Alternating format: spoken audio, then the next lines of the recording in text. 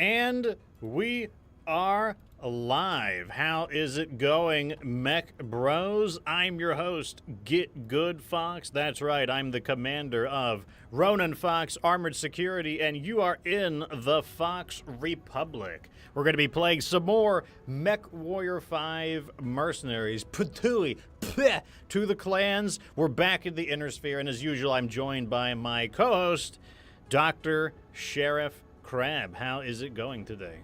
It is going very, very, very, very well. I was 3 days away from Christmas yesterday. Oh, is it that soon already? And well, no, it's just 3 days from me getting off for 2 weeks, and now it's 2 days, so I am a day more excited.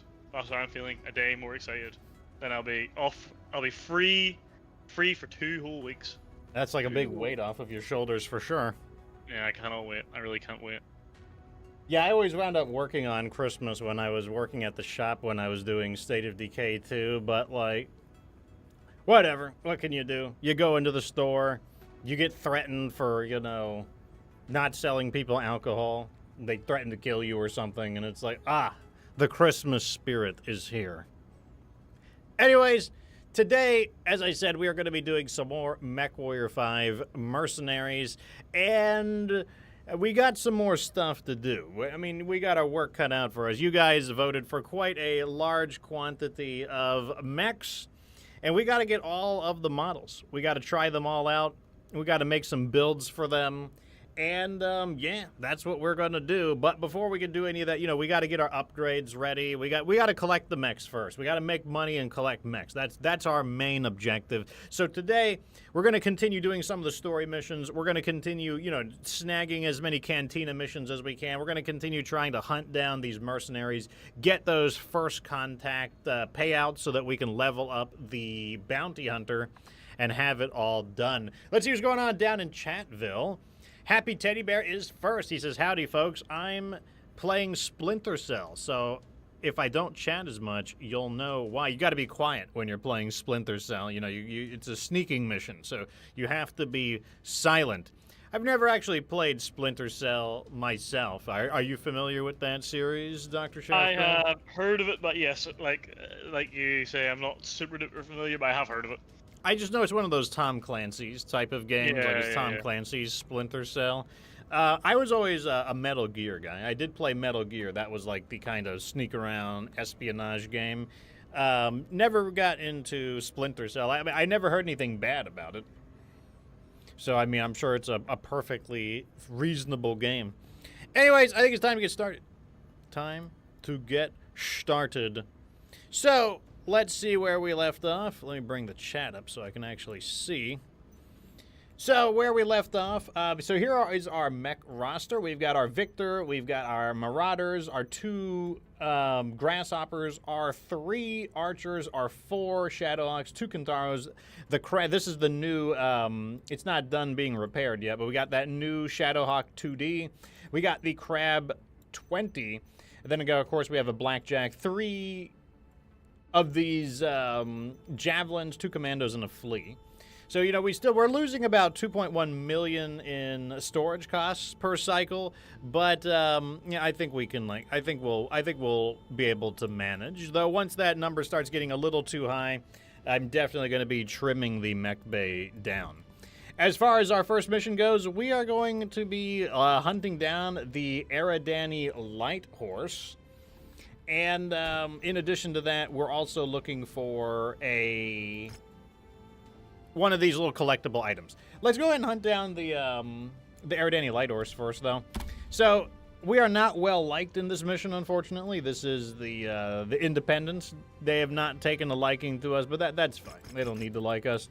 We're gonna take this though. It's gonna be 1.1 million C-bills, 22 salvage, probably enough to grab a mech, and it is a beachhead in a ice biome.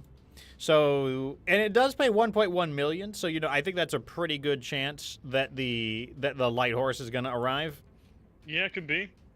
Yeah, I don't know too much about the Eridani Light Horse, other than that they do have a good reputation as far as mercenaries go. Like, they're considered, like, pretty reliable. With a drop weight of 200, we'll probably have to go with 3 people, but, you know, that's not that big a deal.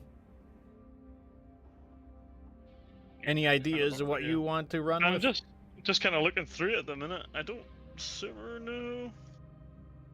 Like I can always just go with like the basic, the simple, like easy Shadowhawk or something like that. Yeah, I just go Shadowhawk. I like the Shadowhawk. Yeah, I'm in the mood for missiles right off the bat, so I'm gonna do that, and then I'm gonna send them in a, I don't know, 2 light mechs, I guess. Yeah. Space for a blackjack if that's ready, but it's probably not. Oh, It's always dead. I feel like it's always dead. there we go. No, it's not. It's not dead this time. Okay, yeah, we got our full lance. I do like using missiles on beachheads just because the enemies are scattered around so much. I just like being able to, like, you know, knock out the targets as I pass around. I can't fly any closer.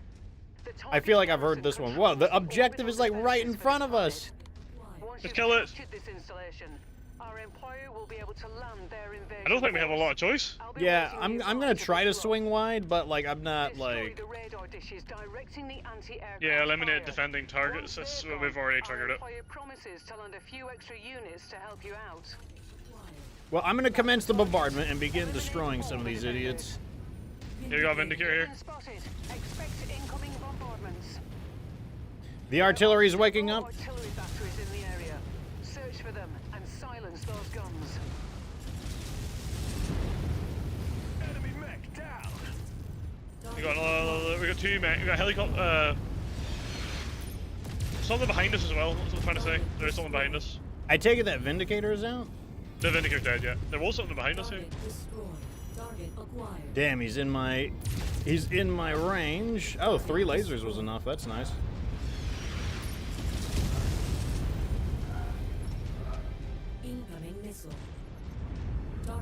Yeah, Centurion.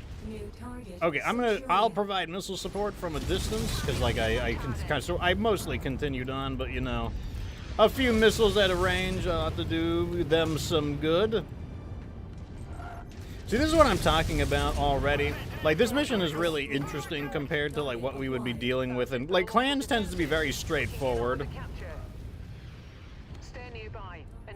Whereas, you know, what we're doing here, we're splitting up a little bit. You know, we're attacking like different objectives. Yeah, I'm gonna go and take on these artilleries over here. I don't think there's any point in standing looking at them. You've got incoming. Stop them from recapturing the base. Target destroyed. Target destroyed. Target acquired. Okay, there's an urban mech defending this area. I really need to get this out of the way. We need to disable these stupid radio sites. 1 down.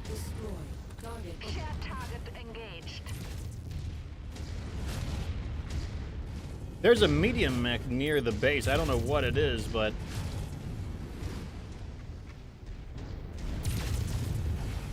Okay, that thing is disabled. I'm gonna try to knock out the, I'll try to knock out the other radio thing just so that we can... Oh shit, this is a... Red paint means it's explosive. So we can get our reinforcements in. You can see we're making like extensive use of these LRMs right now. Like these LRMs being able to engage at virtually any distance. As long as I can get a lock on it, I can attack it. Get a Vindicator coming in behind. Okay, I will put our lance on the Vindicator. Oh no, they're actually attacking a Vulcan. I didn't see that the Vulcan had gotten behind us as well. Sorry. Is this what I mean? I did not mean a Vindicator, I meant a Vulcan. I've been stupid. I got another cargo crate here. Okay, I just like punched him in the stomach. Damn, this guy's like busting me up with his like AC-10 rapid fire. Kind of rude, if you ask me, but you know, I'll deal with it.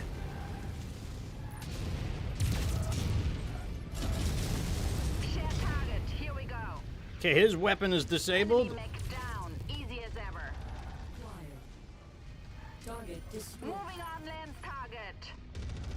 I don't want to hit his laser arm. That thing is worthless. Man, I am still trying to dodge all of this artillery, too. I know, and I destroyed two or three artillery emplacements already. Target destroyed. Yeah, there's one deeper in the back. Even though this is a low-level mission, it's a fairly complicated mission. I'll give it to them. It's like they got a lot of moving parts in this mission. All right, good news. That should bring our reinforcements in. Target Alright, let's get rid of these artilleries then. Guns are now offline. Support dropships will now be able to land.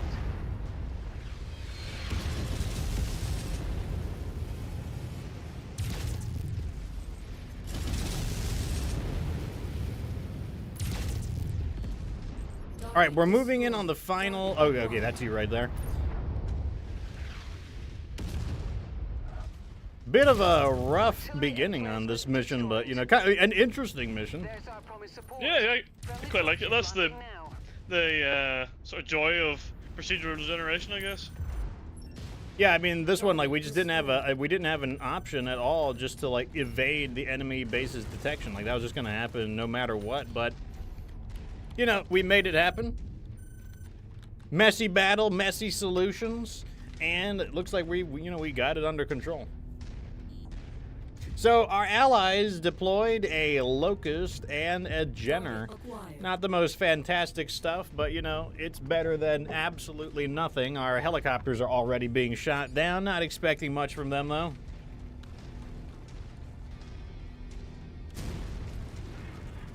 Now we just got to like get our happy asses back there. Looks like our Blackjack is getting confused, so I'm gonna take control of him real quick to get him like unscrewed. He's been a bit silly. To pick it up. Treasure? Where? It wasn't me, I don't think. Looking for the light beam. I think it's lying. Is it out of its mind? Yeah, there's no buildings nearby. How could there be treasure with no buildings nearby? Yeah, I think it's spiffing. I blame this helicopter. Like, sometimes, like, Rihanna is just... Oh, God, that's the end of that helicopter. Did you I shoot blame him the down? helicopter. Yes, I blame him. Okay, I thought it might have been an enemy. No, I blamed him. It was his fault. He was up there scouting around, and he lied. It's like, oh, yeah, you know, copy. Found some cargo crates. I'm like, oh, is that so? It's like, oh, you think that was a funny prank, do you? And I got the target locked in.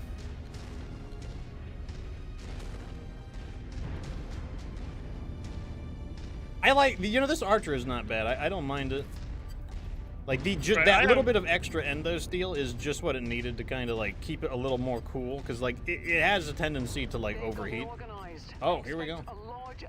All right, so we should actually have to deal with... I'm hoping they attack. If the Eridani Light Horse doesn't attack, that'll be annoying. They should land any second now if they're going to. Yeah, we got to make sure that if they do like land, it. we got to make sure we prioritize them. Though there are some think they would've- there are some enemy targets back there, so I have a feeling they would have landed by now. Confirmed. we will certainly see. Blackjack. Commence the bombardment. Sometimes they have a another attack after the thing is captured, but you know, we'll see. Oh, they really like me right now. And I don't like them. Target acquired. I'm going for the Blackjack because it's like far enough away that I can launch my missiles at it. Copy, Commander. Lens target confirmed.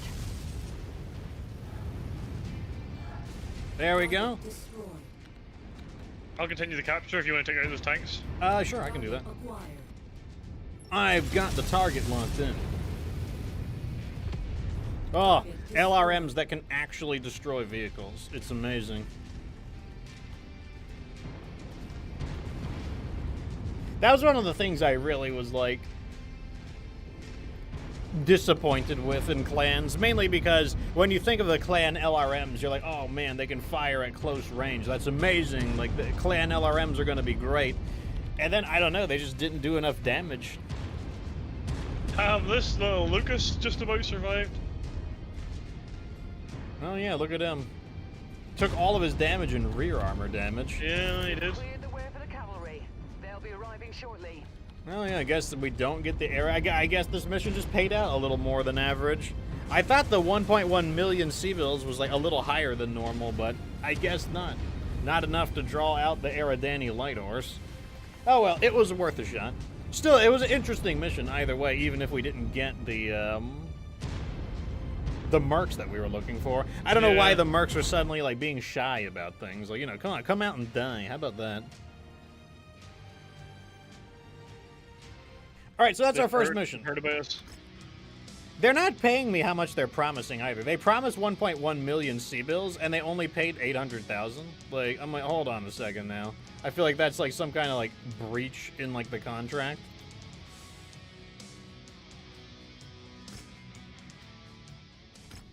Well, you know, we got it. That's all that matters. Now, on the other hand, I'm pretty confident that the next mission is definitely going to have the thing we need to collect for the Cantina mission. So on the other hand, I'm pretty confident about that. This is assassination in a volcanic environment. Heavy weather warning is in effect, Commander. Your 200 visibility tons? and sensor readings will be compromised out there. What am I going to use? I kind of want to use the grasshopper because, like, I do feel like I will overheat, but then I've got these nice arena fists to use when I'm like having some heat issues. Oh man, that's a stupid thing. You know what? Let's send the 2 commandos in. There we go.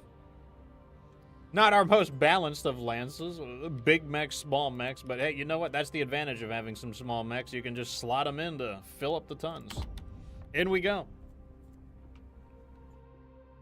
So the, I don't know, like, obviously the Victor is not a mind-blowing mech from our perspectives. You know, I don't know if they're going to be able to change our mind about them. I know there are better Victor models, like the Basilisk, for example, is quite nice. But, you know, the standard Victor, I don't know about that. Yeah, it's a heap of rubbish. It just doesn't have enough weapons. Like, that's a common issue for a lot of those kinds of mechs. Targeted acquisitions somewhere in this location. Okay, so there is the object that we need.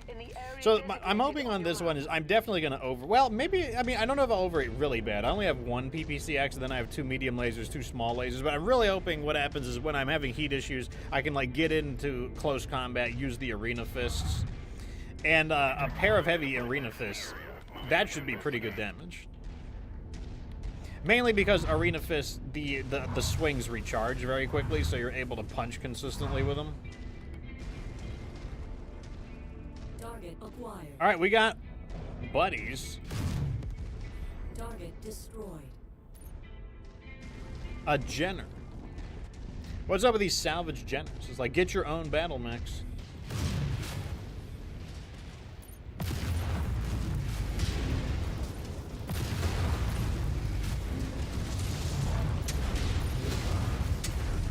Already punching out. New target enforcer. I wasn't sure about these medium and small lasers together because normally I don't like it, but And let's get the hell out of here. did you hit his rear armor? Yeah. He was facing the other way. Incoming missile. New target trebuchet. Target Always targeting these, you know, that's just my thing. I'm always knocking out these junky targets real fast. That's how you avoid getting surrounded. Like we mentioned in the previous stream, you know, people who feel like they're getting surrounded are probably ignoring the big threats, or they're probably not taking a moment to thin out those vehicles. Wow, did I just run him over like that?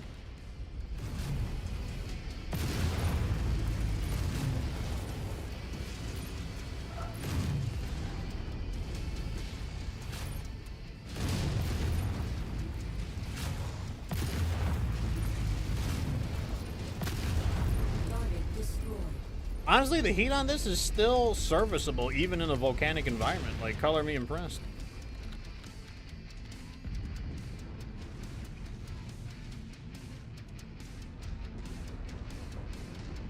So we're still looking for the assassination targets. Knowing our luck, all of the assassination targets will be in one location, as they love to be. Well, that trebuchet counted as one. Oh, he was? Yeah, he was, yeah. Target We got a panther? Randomly. He's, I have the high ground. Oh man, there goes that building. Oh, now he starts shooting. It's like he had that high ground advantage, but didn't put it to use.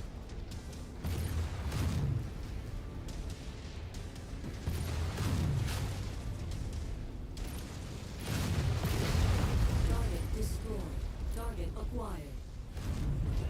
I actually really like the medium lasers in the arms too, because being able to like shoot down those pesky helicopters, you know, with those nice like stretchy arm mounts, very nice. All right, moving on. Acquired. What do you think about volcanic environments? Like, does it bother you to fight on volcanic environments? No, I think it's a good thing. Like, it's obviously a challenge, but I think like they should exist. I think it's good that, you know, you get to test your mechs in the harshest environments, so there's heat and all sorts of stupid stuff. So no, it doesn't bother me at all. I think it's a good addition to the game. Yeah, sometimes I think like, is it possible that the volcanic environments benefit us more, just because a lot of stock mechs, they don't have very good heat sinking. Like a lot of, you know, when I think of my guides, most of the time in my guides, what am I doing? I'm just adding more heat sinks a lot of the time. You know, removing jump jets, maxing armor, adding heat sinks, basically. Because so many mechs in their stock format, they just don't have enough heat sinks. And so who is going to be more affected by it? Like, take like the Dervish, the Archer, and the Trebuchet. Those are all missile mechs, and none of them have any extra heat sinks. Hey, how are you going to launch missiles if you have no heat sinks? You're just going to like overheat. It's just going to happen. So that's basically the situation that's in, and I feel like that mech is going to be way more disadvantaged in a volcanic environment than our mechs. Target acquired. New target crab. Okay, this was like got some fighting here.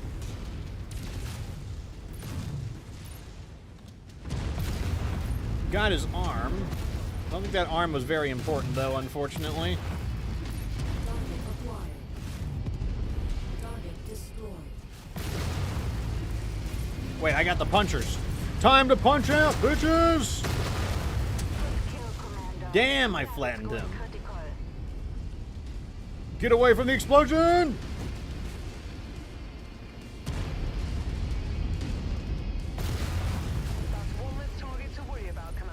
I don't know, I might be warming up to this grasshopper. Like, this is not a bad blend of weapons. Turns it into basically a juggernaut mech, but, you know, that's not a bad thing.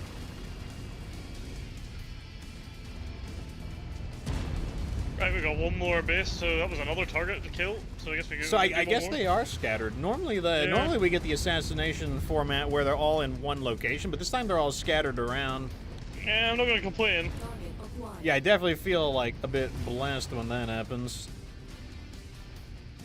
So we got a question, an interesting one.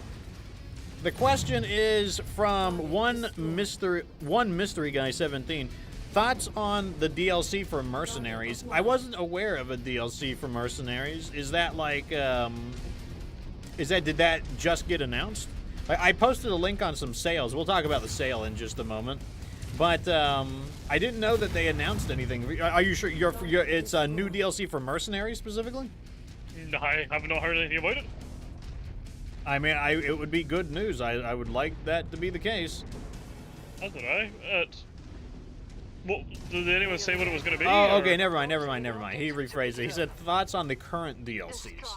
Okay, yeah, okay. Yeah, we can answer that question. I definitely have some thoughts on the DLCs. Are you referring to like which ones are most essential, or what do we think? Like, are we thinking like? Well, he didn't specify, so like my guess is just general thoughts on them. So you know, I think we can answer it however we want, since the you know just kind of left as an open-ended question. Well, they're pretty transformative. I mean, the MechWarrior 5 Mercenaries experience without some of the campaigns definitely is subpar, I would say. I just don't think it's better than... I still think base games Mercenaries is still better than base game Clans. But like, you really... I mean, without the likes of the Hero of the Inner Spheres DLC, I think the game is pretty much pointless. You're going to get like about 50-60 hours out of it, and then you're kind of done. you know, the additional mechs and mechanisms that you get added in, and like the melee and stuff from the call to arms, and some of the campaigns are quite nice as well. So I think it's actually very hard to isolate which ones are the best and which ones are worse. I mean, you As get a the heads up, additional... Griffin's armed with a PPC-X, so is the Vindicator. Okay, well, I'll just sit back then. Nice center torso hit. Oh, that was a brutal center torso. Yeah, well. Finish him off. Incoming missile.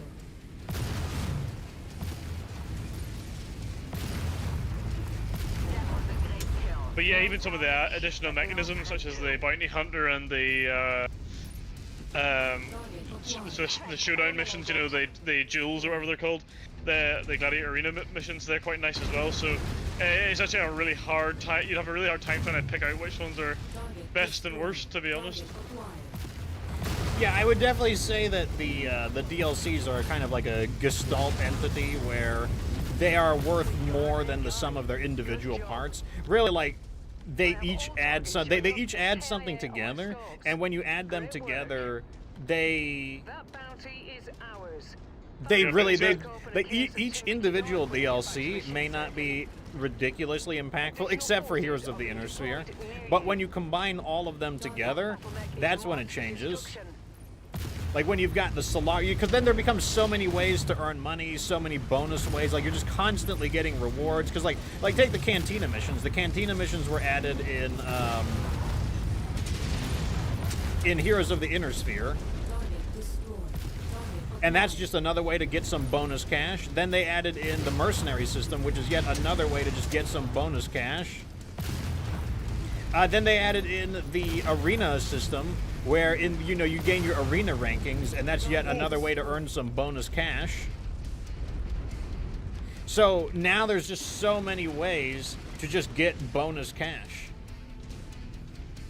Like the rewards are just flying out at you. It's honestly like, and the thing is, it's not like it's overpowered or anything, because there's just so much to buy in the game. There's so much to be. It would take a while for you to get to the point where you don't really have a whole lot of value in the different DLCs. But what we'll do is we'll bring up the page real fast. We'll bring up the page and we'll look at each DLC. We'll give some like quick thoughts about it, because we do have some BattleTech news as well.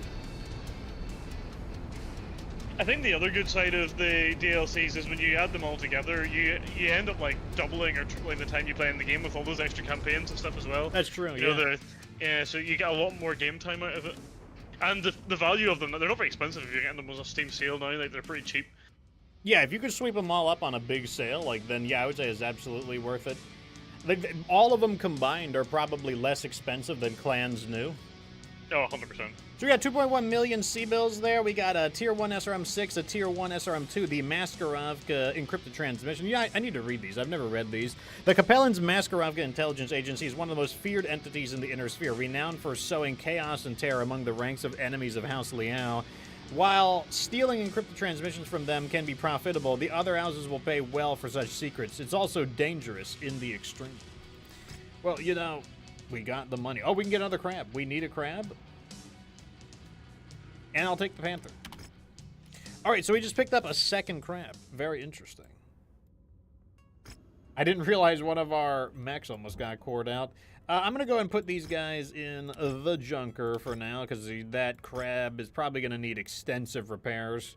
Yeah, it got cored out, so no repairs on it until we get out of there. What we did do, though, is we got into the Draconis Badlands, and we collected the Maskarovka transmission. That's going to net us an extra 1.7 million C-bills, 5 Tier 4 small lasers, 10 heat sinks. And that also takes us to, we went from level 3 to level 5, so that was like a big increase. Like, really, Treasure Hunter's great for it just levels up so quickly, and the higher the levels get, the better the jobs pay out. And they're really not that big of a deal. You just got to go to the mission and grab the shit. It's really not that big a deal. We got the faster cooling, which is not a bad one. That one just gives us better general cooling. We also got the reduced power consumption, which means more heat. I think your engines generate less. No, less heat for energy weapons. That's also a pretty good one. The downside is that we did not manage to get the Eridani Light Horse. That is a shame, but, you know, What can you do? Let's see if the missions have repopulated for Greg's Long Striders. Maybe some more missions have popped up. But or no, before that, let's go through some news real fast. So in the Discord, I posted some deals down in the entertainment center.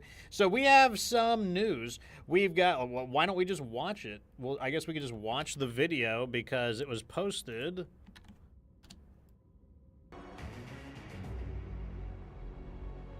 Let's see what this is. Like, this is some kind of new news. It actually dropped maybe an hour ago. Sales, 20% off. Plus, free DLC. Yeah, they're really trying to market that Trials of War. Yeah. Okay, so MechWarrior 5 is 20% off. What does that translate to? Like, it's 40 bucks instead of 50 bucks? Yeah, roughly. The Horde mode, yeah, you know, that they were going to charge 20 for that, but more hero mechs, but no new chassis.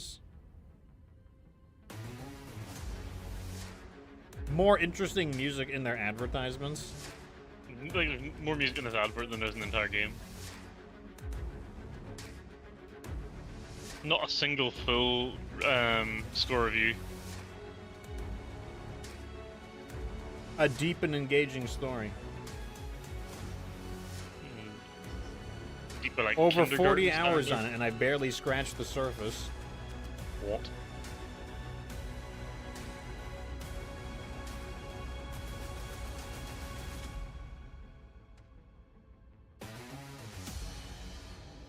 Okay, so I guess it's only on Steam. I don't know if that is of. I don't know if it's. They didn't crop it correctly. Okay. Hold on a second. Look at this. They didn't crop the. Look at this. They didn't crop it correctly. It's going off the screen. Like, this is literally what I do. That is literally my job. Like, these little graphics that are appearing, these are here. These are just. It's just going into Photoshop, typing in some letters. All they did is this is called a drop shadow in the background. It just has a drop shadow in the background. And then you're just expanding the size of this over a given amount of time, and it like expands off of the like. It's like what is it?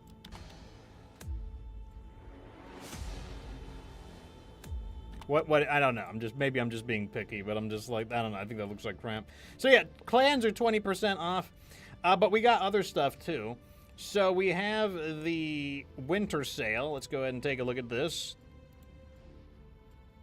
I'll use Firefox for that one. Where did it go?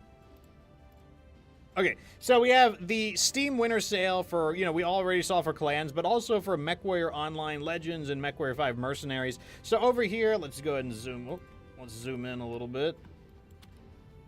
So we've got clans 20% off plus the free the originally $20 DLC, the Trials of War. We've got MechWarrior 5 Mercenaries is 60% off. MechWarrior Online 50% off. Well, I want to see what that exactly translates to. So let me go ahead and hunt down MechWarrior 5 Mercenaries real fast. Let's see if the DLCs are on sale. Yeah, that's what I'm curious about as well. Oh, that's clans. No. MechWarrior 5 Mercenaries.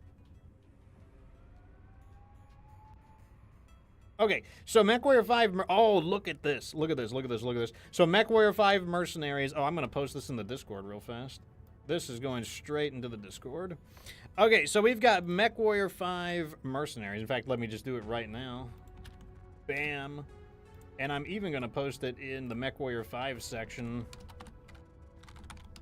All of the MW5 Mercs DLC is 60% off. And we can do a little bit of quick math, and we can see just what we're dealing with here. So, yeah, everything is on sale.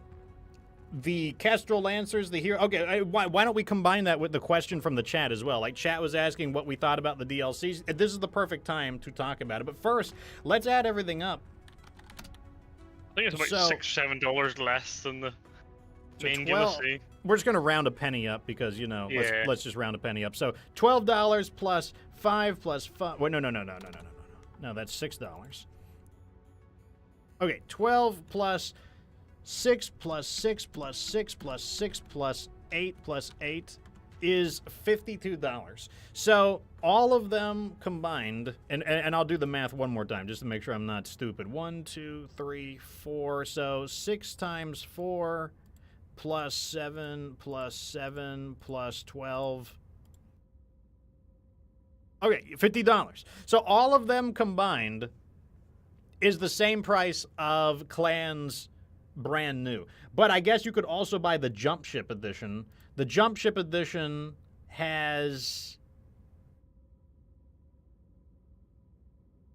Does it make a difference? I don't know if it makes a difference to buy the Jump Ship Edition. Let's do the math and see if it does a difference. So 12 plus 2 plus 8 plus 8. Yeah, I don't think it's going to make a difference ultimately. You get Heroes and the... So you get the first 2 DLCs, and then you'd have to buy the other ones, which would be... Call to Arms would be 6...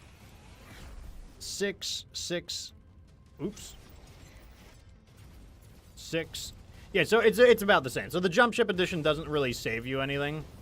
All of the DLCs combined are $41.93. So this is a really good time to get MechWarrior 5 Mercenaries and all of the DLCs. Now, we had a question from one mysterious guy asking about the DLCs. I'm just going to give my quick thoughts on them, then I'll pass it off to the sheriff. He'll give you his quick thoughts. I don't know anything about the digital extras. Maybe I'll just buy it. I don't know.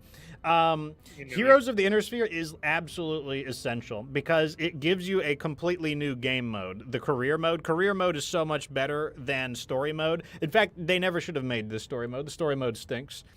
It also gives you 6 mechs, and then I think you get extra missions and stuff like that that pay out big stuff, including hero mechs. Legends of the Kestrel Lancers is probably the weakest of them because it doesn't give you any new mechs. You do get a campaign, and you do get new biomes, like battlefield biomes. You do get more mission types, like alternative mission types. Like, instead of Warzone, you can have Battlefield where wackier things can happen. Instead of Demolition, you can get Scorched Earth. But it's probably the weakest of them. It's still it's okay, but if they included at least one mech, that would have been pretty nice. Call to Arms adds melee. You don't need Call to Arms to engage in melee, but you'll only have the punching. You will not have any of the swords, the maces, the axes. You won't have any of that. You need Call to Arms. You also get the Hatchetman. Rise of Rasselhag introduces the mercenary system. So the bounty hunter in his mercenary system, you get the Crusader. The Crusader has a ton of variants, and you also get the Rise of Rasselhag storyline. Dragon's Gambit, I don't know if it added any special game mechanics, but it did add a new mech. It added the longbow. It added a new campaign, which is probably their best quality campaign, the Dragon's Gambit campaign, as well as some additional, more side missions, more hero mechs and stuff like that. It added the Atomo models as well. The Atomo models have custom appearances as well. I think there are 6 Atomo mechs, like the Battle Master, the Charger, the Catapult. Yeah, they just added those in, and they're pretty strong as well. And then the newest one is Solaris Showdown. Oh, mixed reviews on all of them, or just that one? Okay, so the only one that has very positive reviews is Heroes of the Inner Sphere, for good reason. 6 mechs, a brand new way to play the game, very, very good. There's a reason that one there.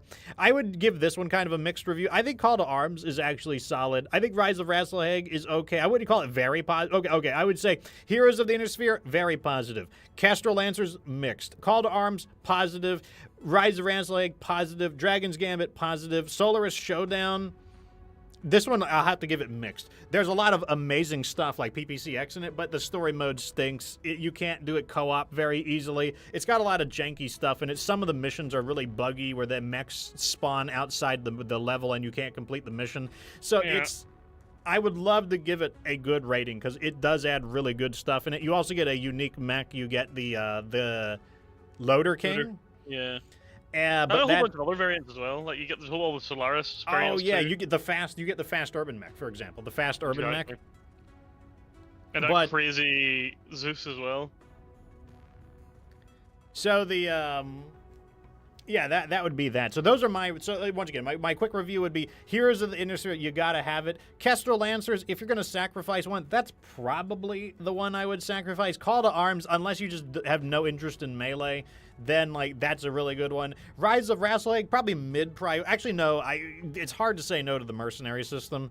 Dragon's Gambit, I guess I have to be fair and say this one's probably mid-priority because I don't think it added it added infiltration mission, which is okay, but it wasn't. I wouldn't call it the highest priority. You do get the longbow.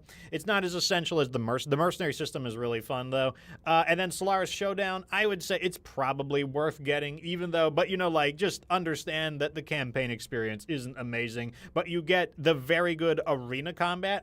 Arena combat has a lot of really good things about it. So, like, let's say you're here, and let's say there's a hero mech, and you can't afford it, and you're like, oh damn, I need to make money. But if I go out and make money, the hero mech might go away. Well, you see, these are missions. You can actually farm missions in the industrial hub, and as long as you stay in the industrial hub, you don't have to worry about that hero mech going away. So you can actually earn money in industrial hubs, which is another nice feature of what do you call it? That DLC. So it's got a lot of good things. Sides, it's got a lot of downsides. What about you, Sheriff? What are your thoughts about? No, I pretty much have. I think we've battled through them to the same degree, so our opinions on them are pretty similar. Here's the Innisphere is absolutely essential again for all the reasons you mentioned. Not forgetting the container missions as well as a little added thing. There's an absolute ton of weapons added in too, so it's literally essential. Like, I honestly would not bother buying the game if you don't feel like you want to invest in getting Heroes of the Innisphere. I really just don't see the point in paying $10 and not just getting the extra $5 or $6 to get the Heroes of the Innisphere as well. Like those two are so important.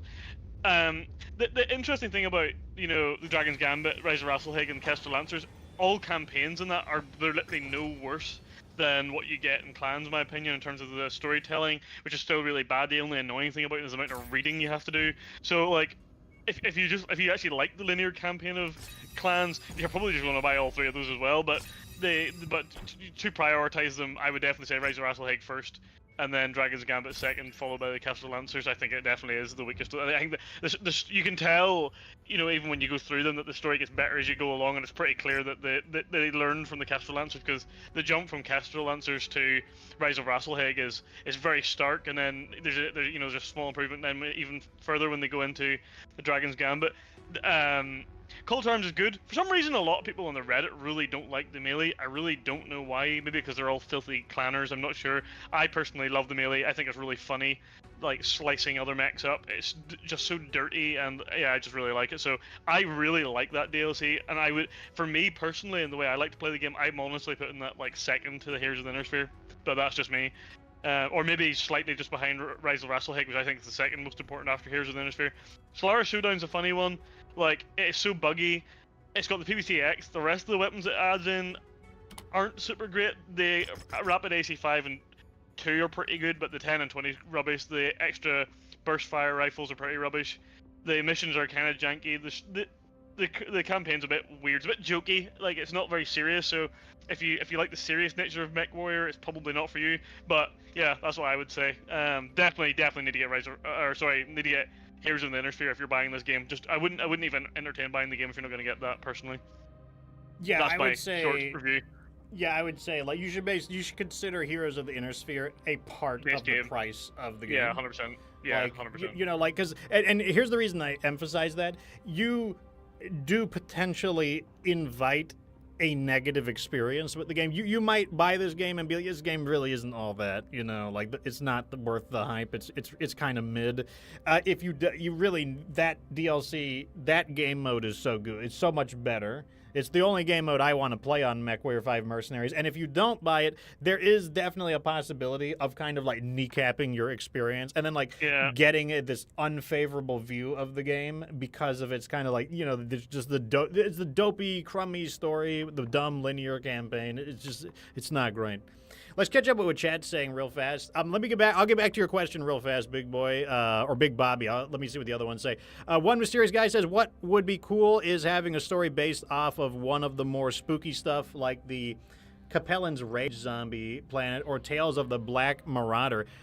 Those I have I am not familiar with those, but they sound interesting. The next DLC I should get is Rise for the chance of the Merc Lances aiding or battle against for. Well, let me read. So I think he's asking the next DLC I should buy is Rise. Rise of Wrestle. Yeah, the Mercs are pretty good. If you already have heroes, then probably get Rise or Solaris, I would say. That way it adds more game modes and stuff. That's probably what I would go for. If you want melee, go for the Call to Arms. Balin says that he didn't like the Dragon's Gambit because you get punished for not doing it. That's right, Comstar gets mad at you if you don't do it. That is like an unfortunate aspect of it. Like, I always wind up just doing the Dragon's Gambit, but yeah, I could see that being an issue. Chubby David says, how's it going, everyone? Welcome to the show. One mysterious guy says the Showdown DLC. Yeah, I would say either get, if you already have Heroes of the Inner Sphere, I would say either get Showdown, Solaris Showdown, if you want the PPC-X, all of the wacky variants, and you don't care if the story mode isn't very good, or I would go for Rise in order to add the Merc system. Ballin Collins says that a lot of people don't like the melee stuff because the variants aren't canon. Yeah, that's true. The variants aren't canon. On the other hand, I would say that's probably a biased perspective, considering that all of the hero mechs, not all, but most of the hero mechs are non-canon. Like the Commando TDK, for example, there's no indicator that the Commando TDK, the Death's Knell, was anything other than a normal commando, and that's true for most battle mechs, like the Legend Killer. Like most of the hero models are non-canon, and there is no evidence that they weren't anything than what they are.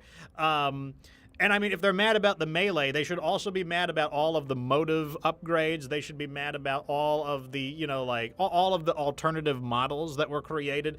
To me, it just seems like a senseless thing to get. You also should be mad about YAML. Like, no one complaining about non-canon mechs should be downloading YAML and using like clan weapons, modifying their mech structure, because like you can't do that. Like, only the most absurdly wealthy people, like the Bounty Hunter, would be able to get a custom-made battle mech completely altering its internal design and everything. So like, I find those people tend to be just like biased. They're just, I think that they're, I don't think the issue is that the melee mechs are non-canon. I think that they are just being biased, and that they are disguising their bias against the melee mechs through the argument lens of it being non-canon, when like there's so, but like, be mad about large lasers. Large lasers do 10 damage in this game. That's not canon. They should do 8 damage. Like, you know, if you're upset about the melee mechs, then you should be upset about all of the non-canon things. And everyone who's upset about that, you better not be using YAML to customize your mechs beyond what they would know, beyond what they'd be capable of. So like, that's kind of how I feel about people who are like complaining about melee mechs not being canon, well, for the most part, except for like the Hatchetman. One mysterious guy says, yeah, I do find the story for Rise is decent. Same with Dragon's Gambit, though the Dragon's Campaign just is for those who like the challenge or getting your teeth kicked in. It is definitely a tough, it's definitely one of the tougher DLCs. It pays out really well if you can handle the missions cleanly. Then the Dragon's Gambit does pay out really big time, because remember, in every one of the Dragon's missions, you get the guaranteed red quality supply crate with the guaranteed tier 5 weapons, sometimes even including tier 5 Lost Tech weapons like tier 5 Gauss rifles and whatnot, so it could pay out really, really big. Big Bobby asks, how do I get my NPC pilots to not shoot me in the back? That generally shouldn't matter, because at some point in time they patched it where your allies cannot damage you. You can damage them. Like, if you shoot them, you'll damage them. But if they shoot you, they shouldn't damage you. That should be the case. So it shouldn't matter if they accidentally shoot you in the back. But to answer your question, you just need to assault the enemy in the correct manner. Like, when you lead the attack, you know, swing left or swing right, you know, just so you swing wide of your lance. Or if you're staying in the back rank, you should be behind them in that case. Or form like a gun line. You can also order them to hold position and move aside from them. Just remember to tell them to follow you once again. It's like, you know, you basically just have to either have more, you either need to control yourself in a way that takes you out of their line of sight, or you need to order them manually to like move aside, or just don't worry about it because they should not do damage to you because they did patch that out of the game. Anyways, getting back to the action, we're in a multi-op because there's no way Greg's Longstriders will not be here. They're paying us 5.7 million C-bills base payout, not a single in what do you call it, C-bills, and this is a low-level mission. 5.7 million C-bills. I bet that. I think they're gonna lie to us about that. Remember that number, chat. Remember that number. 5.7 million. I think it's capped personally. This is a multi-op garrison duty. Garrison duty. First mission is in an ice biome. And then the second one has a snowstorm in it, so that should be pretty good. If it's a defense mission, I want to use missiles again. I really like using missiles in defense missions. I'm going to use the other. I haven't used this archer. This archer's badass. I like this one. Oh, he's too big. Let me send in a javelin. There we go. This is the based Kharitan archer. Allows us to use 2 SRM6s and 2 PPC-Xs. Like, we're definitely going to go into that one. Also, everyone just now joining in, remember, the sale for MechWarrior 5 on Steam just went live. 20% off of MechWarrior 5 and 60% off of everything. Or, it's 20% off MechWarrior 5 clans and 60% off of MechWarrior 5 and all of its DLCs. If you add all of it up together, it's like $50. So you could get everything. You got a brand new copy of MechWarrior 5 and all of the DLCs for the same price as a full-priced clans. It's also, the base price of MechWarrior 5 right now is like $12. So if you want to buy it, this is a great time to buy it as a gift for a friend. I would say that's not a bad idea because that's a pretty good sale. So I would say collect the DLCs, good time for it, and maybe buy it for your friend. Especially if you've got a co-op buddy. Sometimes it's hard to convince people to give something a try. So sometimes you got to like give them a gift. That's what I do. An unknown dropship is approaching the area. Be on the lookout. Here we go. This should be the Greg's Longstriders.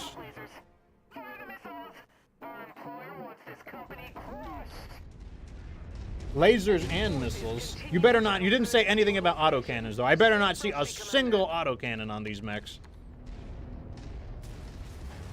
Nope. I see no cannon. Oh my! They better not shoot it.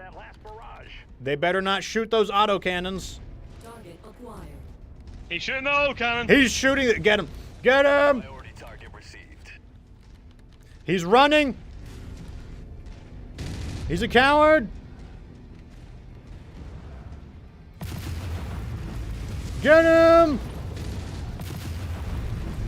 He didn't announce it. He dares deny my bachal. He declared that there was only lasers and autocannons. Converging on your position, Commander.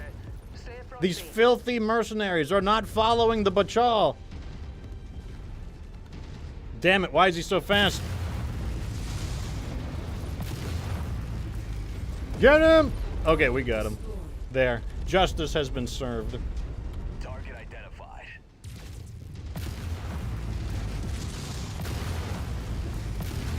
It doesn't even matter that he's flying through the air because these arm-mounted PPC-Xs can track his movement just fine. Target destroyed. Yes, your whole 2 mechs wiped out. Dead even.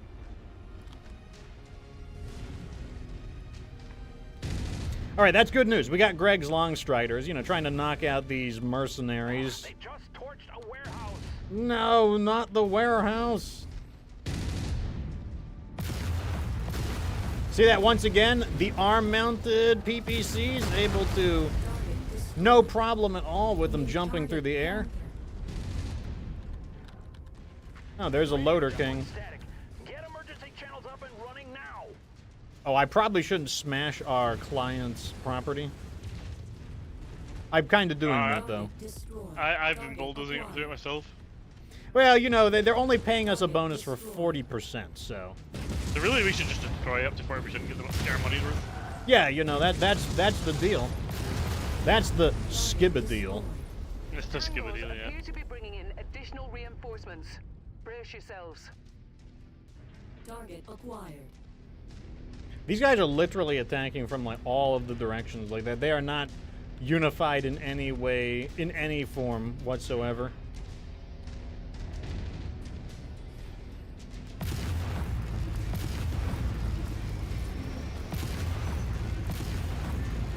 the PPC-X feels like the flat cannon of, like, energy weapons.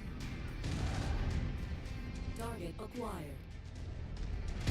And of course, it's just a bunch of squirrely light mechs just being a nuisance. This archer is really good. Okay, it gets a little hot. I will say that. Well, here goes these pipes. It didn't even affect it. Not even 1% of loss.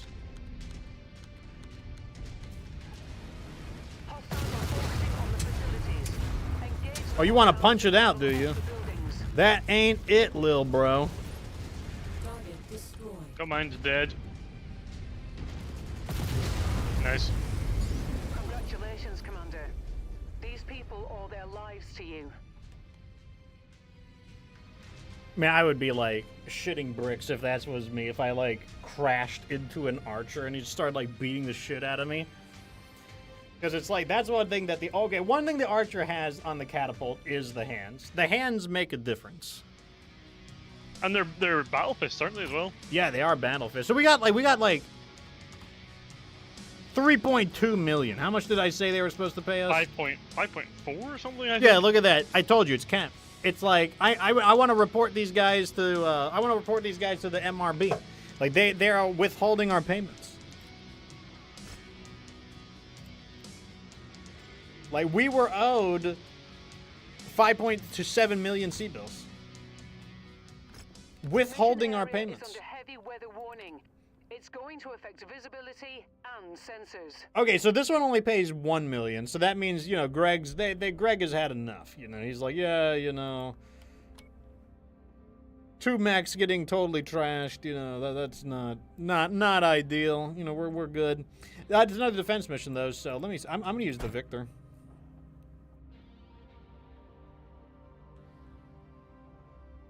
I'm going to use. Actually, I'm gonna use the. I'm gonna change things up. I'm using the Flea. Okay. I'm going to bring. Yeah, I'm gonna bring this guy.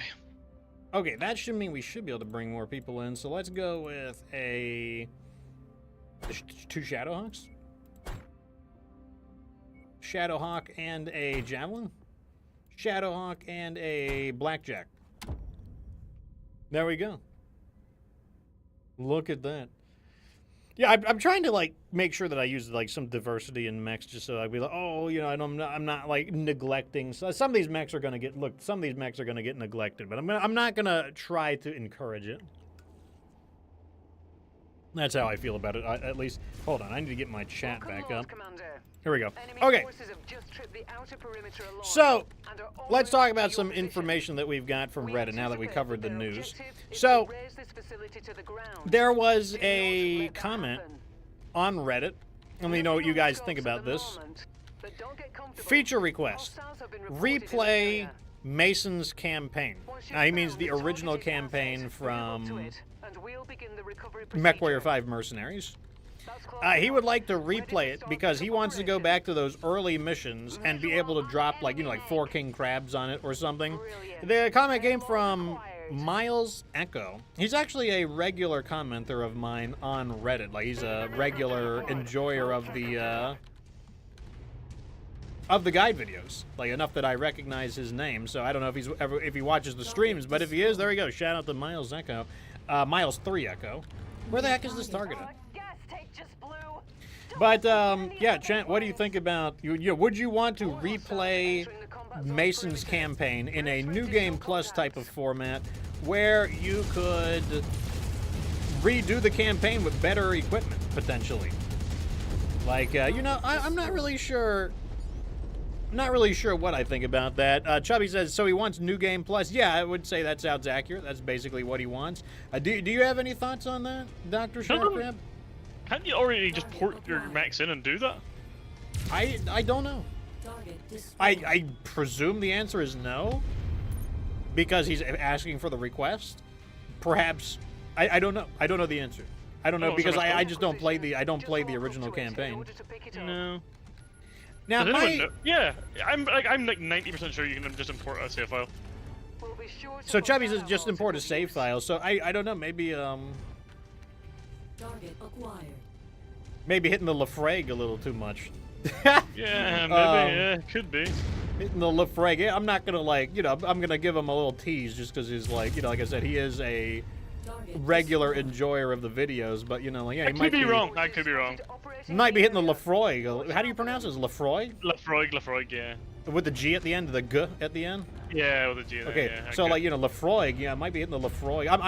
I will, okay, I will, if they're selling Lafroig, I will buy it, but only if you join the chat, and I will only drink it if you, I will even get the 10-year cast strength, but only if you join the chat, and no, if they just have that. it for sale. And I'll add to that as well. I'll buy myself a bottle too, another bottle, because mine is gone. Yeah, for those who don't know, we are probably going to have a, not probably, like we should have a end of the year, so December 31st into January 1st, both days, like all day, both days. We're probably going to have a Discord party, and it's going to be a drinking party, where we will attempt to play a game, Target destroyed. and you know, I'm going to get some decent drinks as well, but I will also take the, I guess it really, depends. Like some people... Acquired. Some people would, I guess some people say Lafroig is pretty good, but yes, I was told to give it a shot, so I'm going to. Yeah. Thanks for the assist. And how did you describe the flavor so that like Chad can understand? So the official tasting notes are something on the lines of sweet, salt, was it salty seaweed, and iodine TCP disinfectant, so it should be pretty tasty. Yummy. Oh, and don't forget, we have oaky flavors too, of course. Oh. How could we forget those? Yeah, and it was one of the comments was said it tastes like the front of it tastes like burning rubber. It goes down like burning rubber, and then it has a distinctive aftertaste of burning rubber. Yeah, that's pretty accurate, I think. My favorite of the three is probably the after burning rubber rather than the starting rubber is a little bit too rubbery, but the ending rubber just the perfect amount of rubber, if you ask me. Just the perfect quantity of like, you know. Yeah, just the rubberiest amount of rubber. Oh yeah. So there's one to the north and there's one to the east, just hiding. So Really? do you want to go north and I'll go east? Yeah, I'll go north. I'm pretty think- nimble in my flea. Target So there's acquired. mine, unless it's the only one. Yeah, there you go. So it's northwest is actually yours. Wait, it's weird. It's one defending. What are they defending? They're We are supposed to the be ones starting at defending. they're supposed to be at that top part. Yeah, Chubby Jimmy's gonna check it. You definitely can. No, it's probably not that obvious. In fairness to your commenter or viewer, or whatever it is, it's not that obvious that you can just import a save file. Like it's not something that's exactly explicitly taught within a we have to capture something Oh. within the tutorial. But yeah, you can just do that. So maybe worth letting him know. Now, my opinion, let's say that this feature wasn't available. I mean, I'm not opposed to them putting it in. I personally would never use it just because I No. don't really want to play Mason's campaign because I don't care about Mason's campaign.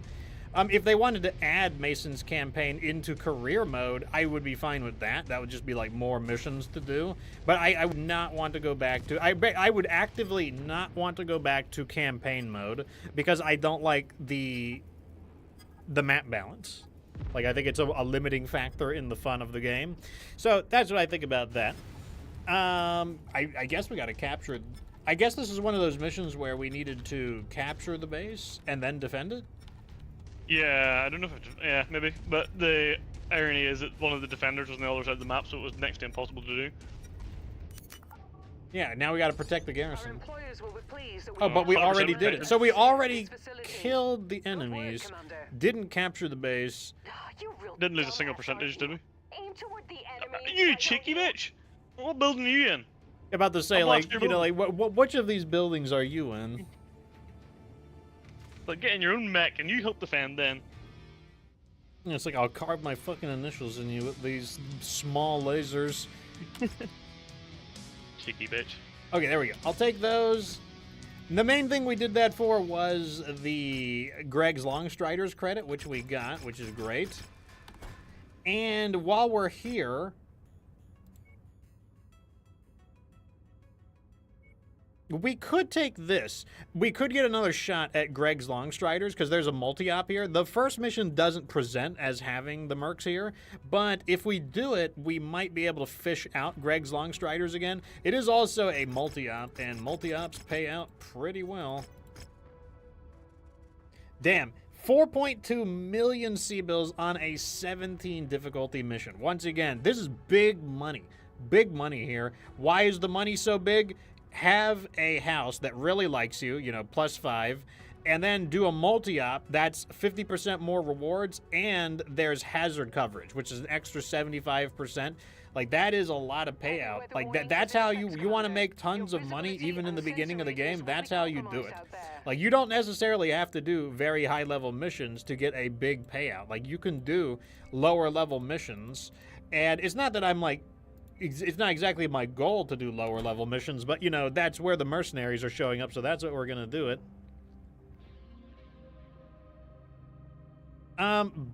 Big Bobby has, I'm seeing online that there's a hidden mech. Is this true? I'm not quite sure I understand the question. Like, there are many mechs that you have to find, but I don't know what exactly constitutes as a hidden mech. So first was an assassination.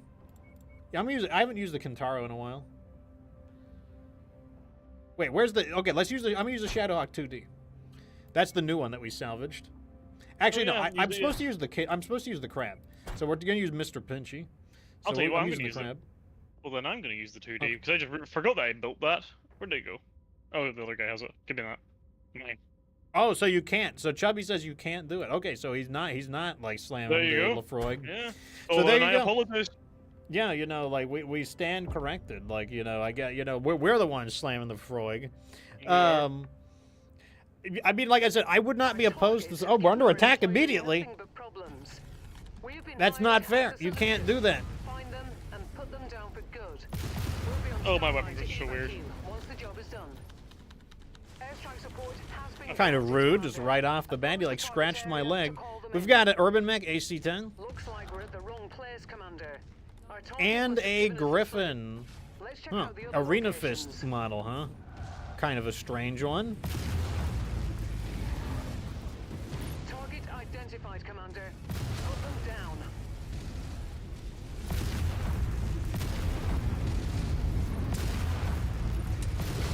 Oh! Did you just punch-inate him? I just punched it. I punched him in the back and then he turns and punches him in the stomach. It was quite a nice little move.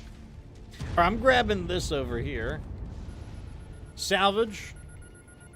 Salvage acquired, moving on. Oh, I see you found the assassination target. Mech 1-1, this is Sierra 2-1. We are primed for assault. Standing by for your... These low-quality PPC-Xs have just the most god-awful spread. In a way, it's kind of funny.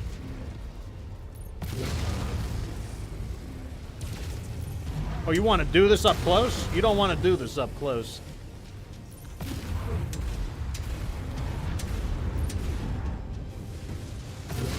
Oh, I overheated. Damn it, I forgot.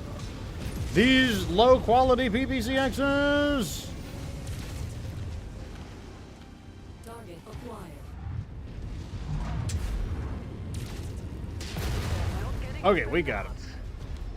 Good thing this crab is heavily armored.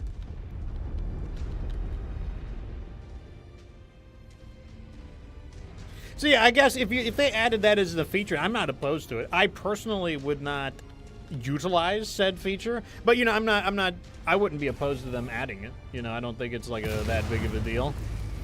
It's an interesting one. I think the campaign itself is not like superb, but it is worth playing at one time, I would say, just to say you've done it. Like, that's kind of my attitude to it. Like I said, I'd be more interested in if they imported the campaign into career mode. And, you know, like, created a different pathway depending on which start you use. So, like, because, you know, the campaign starts in the Federated Suns territory. If they redesigned it where, regardless of what house you start in, there's a differently balanced campaign experience, like, I would find that to be... I would be much more interested in something like that. And if they added, like, you know, add a unique hero mech that you get at the end, you know, in addition to that Night Star. Target acquired. Yes, that's true. Target destroyed. Like add like why didn't they turn your father's Victor into a hero mech? Yeah, it's just like some random, very normal Victor, isn't it? Yeah, it's just like ye old Victor, and I'm just like, so they make it a big deal. Oh, you recovered your father's mech. I'm like, well, why isn't it a hero model? That's how I felt about it, at least. Adam Oakler says, my first live stream. Well, welcome to the show. We're about halfway through today's stream, but we still got 50 minutes to go. Let's go ahead and move on to the next question, though. This is a question from Reddit. Do I need to worry about my house status or rep? That question came from Framerate 1139. It's actually a really good question overall. And my answer is yes, you do want to be concerned with your reputation. And the reason for that is because your reputation has a big impact on the amount of money you make when you accept contracts from a particular faction. It also controls their disposition towards you when you are buying things. If a faction doesn't like you, they will charge you more money. And if they really don't like you, they will not sell you as much stuff. Like, they'll actually restrict their stock. Pretty severely on top of that. Like, you won't be able to buy most mechs. You'll be charged 25% more C-bills. That's really devastating on if you're buying an expensive mech. If you're buying a mech who's... Oh, right behind us. Let's get you out of here now. If you're buying a mech that's like 20 million C-bills already, an extra 25% markup, that is not good. You're not going to be happy about that markup, let me tell you. So yes, I would say your faction rep is pretty important. What do you think, Dr. Sheriff Cram? Yeah, 100% it's important. And what it does is it allows you different, like, unique ways to play the game. Like, most recently, I did a playthrough where I just basically went with the triangle heads, the independents, and sort of just basically forsaken everyone else. And it's like actually a really overpowered way of playing, because I can go to any house and just fight against them and like get max rewards the whole way across the intersphere, which is very nice. So it does, whenever you do that, it does, provide alternative ways to play. So yeah, no, you definitely want to, for all the other reasons as well that you mentioned, for function, all the other functional reasons. There was also a, we haven't seen, oh, that's a fake exit, by the way. Yeah, there's no green line in this, so we're gonna get mercenaries jumping on us right now. Interesting. And here is, what are you doing? Oh, yeah, I bombed this guy with the artillery and he survived. It was literally on top of him. That artillery is... Oh, maybe not. The green line has appeared. That artillery is suspect on the best of days. But then the other day we destroyed... That was really weird. That green line was literally not on my screen. And then the other day we basically destroyed 2 mechs with it, so I don't know what's going on. I don't even know what the good use of... I mean, the one thing that is good about artillery is using it on buildings, but I've never completely understood like what a good use for artillery is. So 4 million C-bills. Then we got the small chemical laser tier 1. We got the SRM6 tier 1. Not bad salvage. I'll take these urban mechs, I guess. I don't see anything else that's super good. Oh, I'll take that supercharger. All right, we'll roll the rest over. So the next mission is 7 million C-bills. That's suspiciously high. We might actually get hit by Greg's Longstriders here, which is exactly what we wanted. It is a battlefield in the ice biome.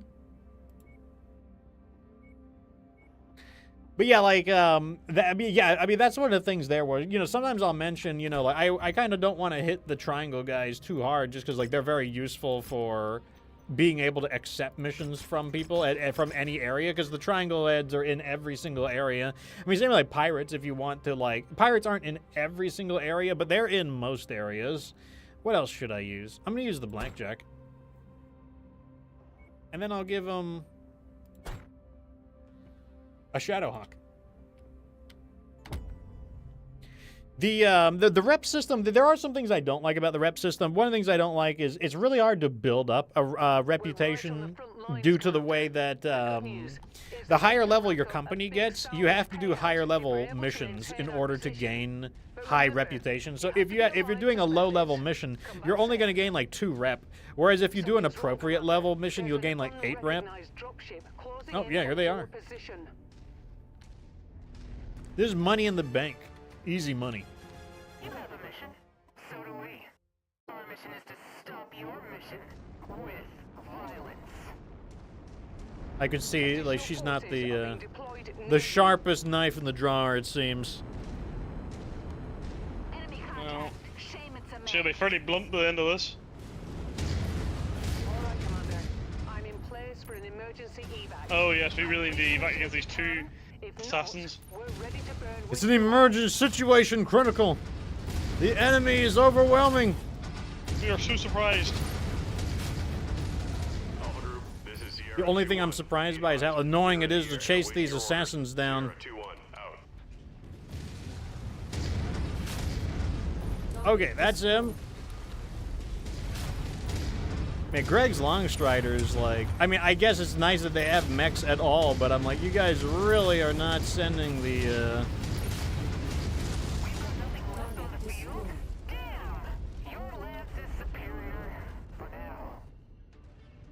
Good job, Commander.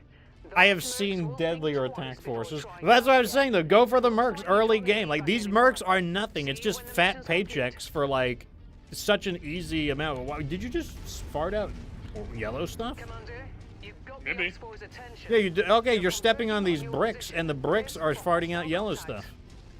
Oh. Very strange. Don't know what to say about it.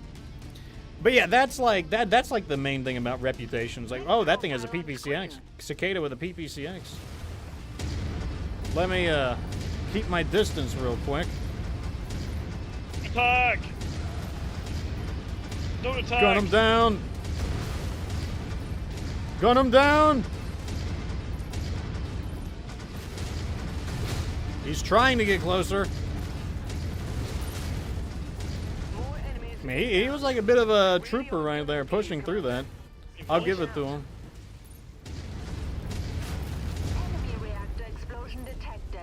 I wonder can I like sweep a couple of these out of here?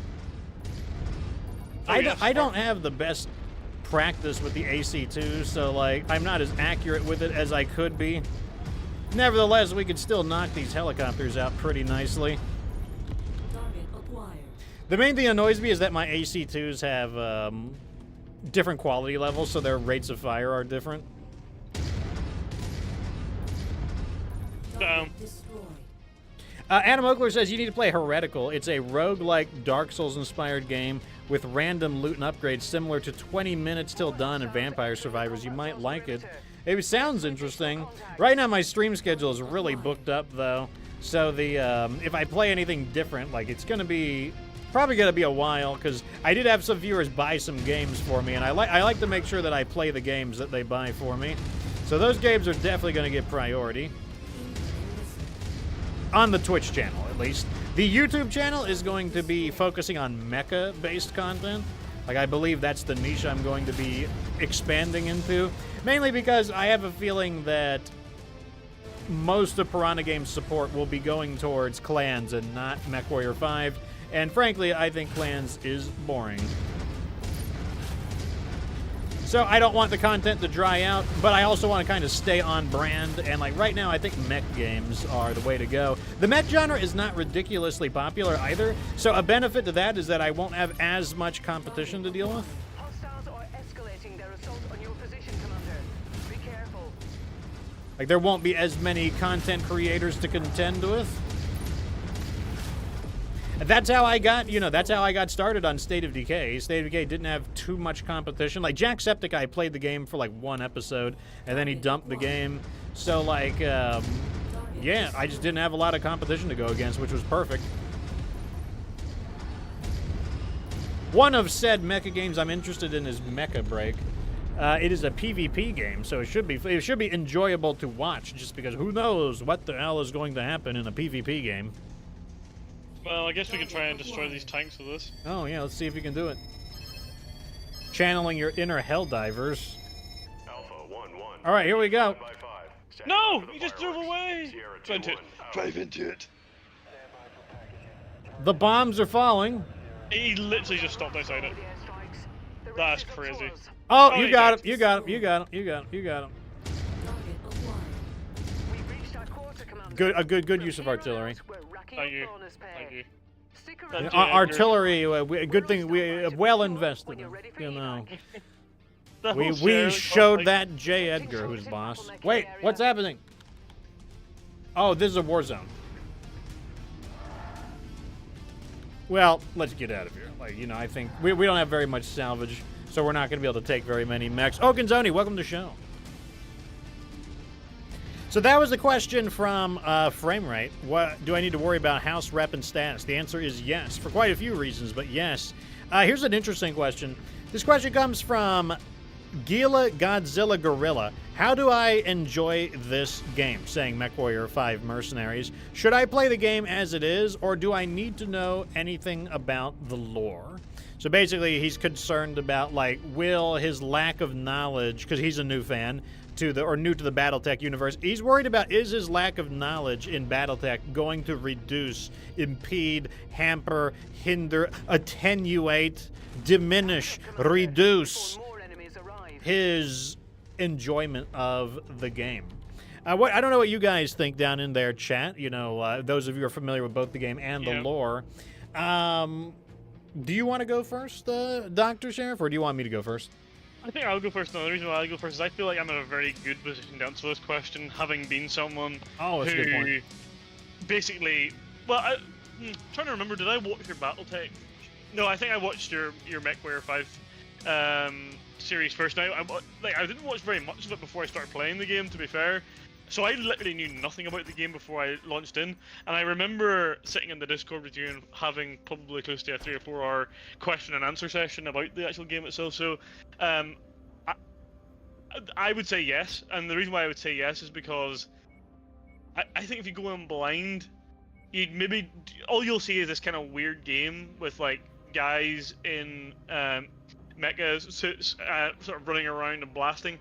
I don't think you'll get a real appreciation for what's going on in the missions. The missions will be fun, but whenever you get to understand, you know, the sort of political hatred between some of the different factions, I feel like it kind of brings it to life a little bit more. And it's one of the major criticisms I have of PGI, is that you do not get the sense that these people hate each other.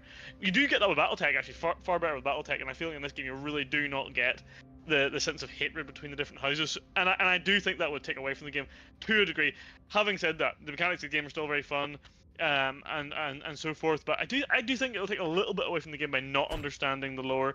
So maybe you need to do a little bit of research. I don't know. I don't know how you combat that without having someone like, you know, I was fortunate to have yourself, Fox, teach me most of this stuff. So I'm not sure how you would, you know, really combat that in a way. Maybe you'd have a better answer to that than I would.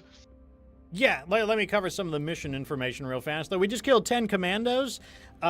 Really, that's a lot of commandos. So for killing 10 commandos, we got 2.7 million C-bills, a tier 5 tag, and that's really nice right there. And 10 single heat sinks.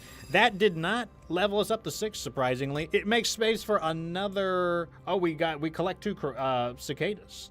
Yeah, let's do that. Yeah, that's pretty good. We'll definitely take that. Oh, in fact, we have the 2 cicadas already. So that's perfect. So there was a kind of a benefit to not selling everything immediately.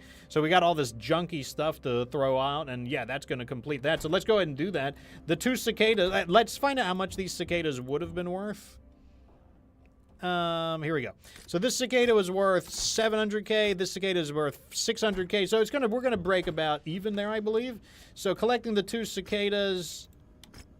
We're going to get 1.4 million C-bills, a tier 5 LRM 5, and 5 tons of LRM ammo. It does take us to level 4 mech collector. Very nice. We get damage tuning, which I think is more damage for ballistic weapons.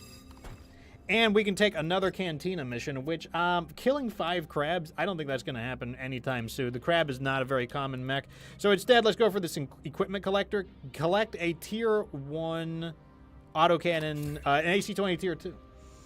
I will buy one, because that's just a single weapon. Like, if they're selling one, I will certainly buy. Oh, there it is right there. For 1 million C-bills, let's go ahead and turn it in. We're definitely going to lose some money here. We're going to lose 800,000, because we're only going to recollect 195,000. But we get 5 tier 4 medium pulse lasers and 3 double heat sinks. That is worth 800,000. Bam, shalam. It's a deal. I guess we'll take this mission temporarily. I really don't see us killing 5 crabs anytime soon, though, so I'm just going to leave it at that. The next mission we're on is a objective raid in the ice biome. And let me go ahead and let's put them in some light mechs, I guess. Let me bring in a javelin. And another pilot can come in, and there we go. But, so, it's interesting because, to answer this question, and don't worry, I'll get to your questions, chat, in just a moment. So, we got a little bit of disagreement here, which is actually interesting. So, Chubby's saying that no lore is needed.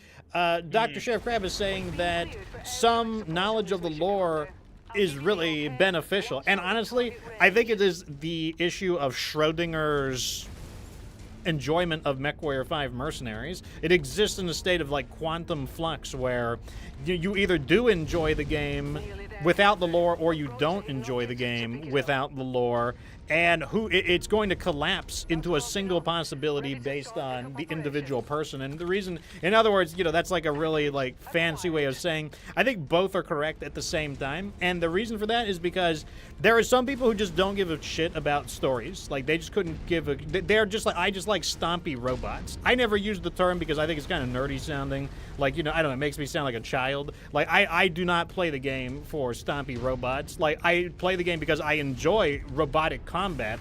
Like, I enjoy armored combat. But, like, some people, that's their opinion on things. They like big, stompy robots. And that kind of person, they might not give a shit about the story. One thing at all. That might not be any consideration whatsoever. So that person could absolutely enjoy MechWarrior 5 without any hindrance of not knowing. They could know nothing about the story. On the other hand, if you're somebody like me, the story is actually quite important where, let's say a game came out called War Technology. And in War Technology, you are a robo-battler. And there are 5 distinct factions that fight in their robots that you do robo-battle in.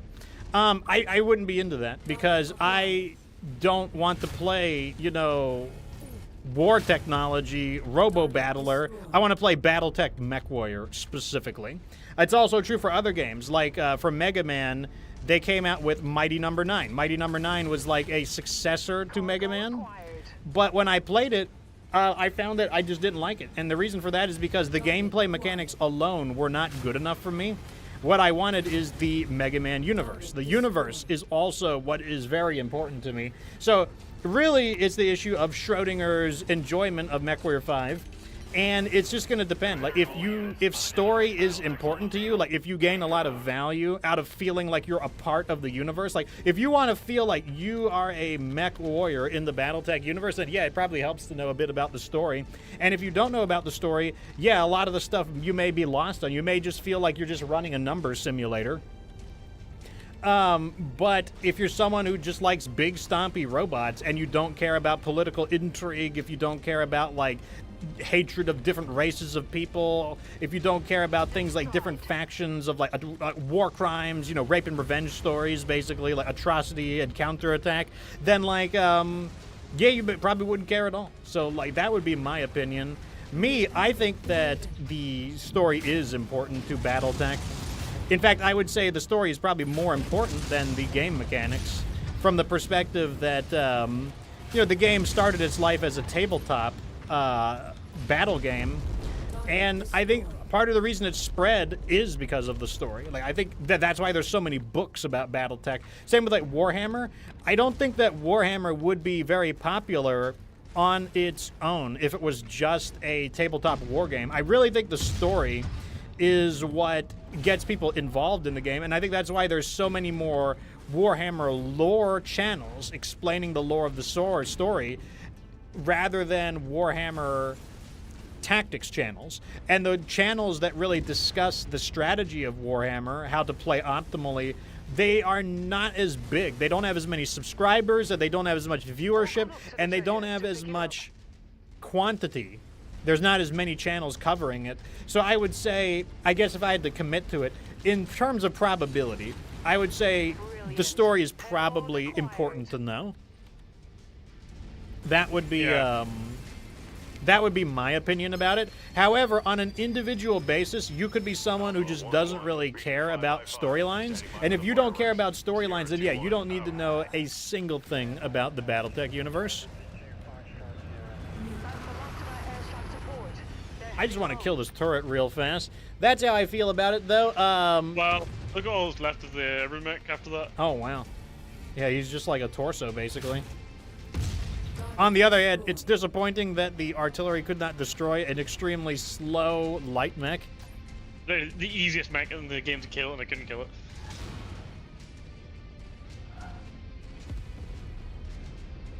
So, No Trolling says Warhammer's a tabletop game. LOL. Never seen anyone play. They just dump money into the minis and paint. Well, let me tell you, I definitely will tell you, it's definitely a tabletop game because the Warhammer shop I went to was just the opposite. People basically played with incomplete models. Like, you would be facing a legion of Space Marines that were only legs. You'd be fighting, like, the leg legions, because they would be unpainted, they were incomplete, they were basically primed black, and they were not fully constructed. You would fight bases, like the platform that a robot might stand on. That's what you'd be fighting. You'd be fighting a disc that's painted black that you would have to use your imagination to imagine is like a giant battle mech, essentially. So, like, it just depends. Question from Adam Oakler. Firstly, well, I'll read both of them. So first, I always look up the lore of a game series if I'm starting a later game. There's a lot of amazing lore channels on YouTube that can get you caught up before playing. Yeah, sometimes I do them both at the same time. Like, the lore channels may not always have the most in-depth understanding of a particular subject, because a lot of them, unfortunately, a lot of them just read the Wikipedia page. But, like, some of them do have pretty comprehensive understanding where they actually read the source material and they are representing the source material rather than just regurgitating the wiki page. So that is definitely a, oh, no mechs that we salvage. That's unfortunate. Well, let's click down the list and just grab all of the cargo. Adams Oakler also asked the question, am I going to play State of Decay 3? The answer is I am not interested in anything that Undead Labs is doing. Like, Undead Labs and I, I'm just through with them. Like, I got sick of them, and I don't want to sponsor anything on my channel that Undead Labs creates. So I have no intention of playing anything from the State of Decay series or anything else that Undead Labs makes. I don't want to go too much into the details because, like that was discussed over a year ago on my last State of Decay stream. So, like, I'm not going to go into too many more of the details there. Let me see. Diamond Shark says, bro, I remember playing this game 24 years ago. I had MechWarrior 3 CD for CD Action Magazine. Oh, sweet memories. Well, now you can play MechWarrior 5, which is definitely the hardest of the series, and it has a lot of replayability, which is quite nice. So, we managed to take out Greg's Longstriders. Don't worry, I will get to the comments in a moment, but, let's keep the show moving. We're going to see if we can get, more kill credits on Greg's Longstriders. Every time we fight them, we do get a bit more bounty hunter intel. We got to get to level 10 in order to access the bounty hunter's secret mission. It's not essential to do, but, I just like to do it. It's just another neat objective to go for. Interesting. 2 million C-bills. I think that means Greg's is going to show up. So let's just make these are going to be some quick missions. The payout's pretty low, so I'm going to do this. Let's just get in there and stomp these up real fast, because these are very low-level missions. In fact, I'm just going to go in the same mech. I shall too, in the interest of saving time. Dara says, greetings, Fox, Sheriff, and company. I wish you all Merry Christmas and Happy New Year's. Happy New Year's approaching, and approaching Merry Christmas to you as well, Dara. Chubby says, having knowledge of the lore will lead to disappointment in the PGI games because they're not very good at telling it. That is true. There's definitely merit in that. Coyd says, return of citizen ships. The only thing I can think of is Citizen Kane, which is a movie I've never seen. That's the only thing that comes to mind when I read that. Chubby says their ability to weave through the details into the game story is just plainly uninteresting. Oh yeah, there you go. So Greg's Longstriders. Here we go. More kill credits, more easy money. You're absolutely right about that. The storytelling is definitely the weak point of Piranha games. Our mission is to stop your mission with. They have gotten better over time, but they definitely still need more work. Well, we thought they got better over time, and then they brought out clans, and it's terrible. Yeah, I don't know what happened with clans. Like, they didn't do they didn't do awful. I don't know. Maybe they got some like I don't know what. I mean, I have no insight into their company, but whatever it did not cook. Like, it was not it. Like, it is worse than definitely Dragon's Gambit. There's no doubt about that. It is definitely worse. Ah, nice. You got his leg. You're mine now, asshole. Oh, get him. Beat his ass. Beat his ass. Beat his ass. Nice. Well, you know, it was nice of you knowing Get Good Fox as a content creator, but I'm about to get kicked off of YouTube for bullying the disabled. Chubby Demon says having knowledge of Battletech's lore and Foss's MechWarrior games on the other end would be pretty rewarding and immersive. I definitely agree.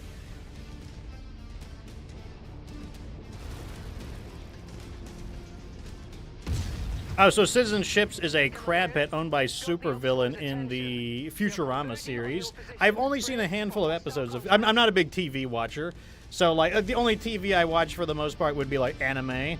But yeah, I'm not a big TV watcher, so like that one went over my head. Not a big movie watcher either. Adams Oakler says he is heading out. Thanks for answering all the questions. My pleasure, Mr. Oakler. And have a good one. Kind of just shooting in the dark there a little bit. Oh yeah, don't run over rocks. I always forget that.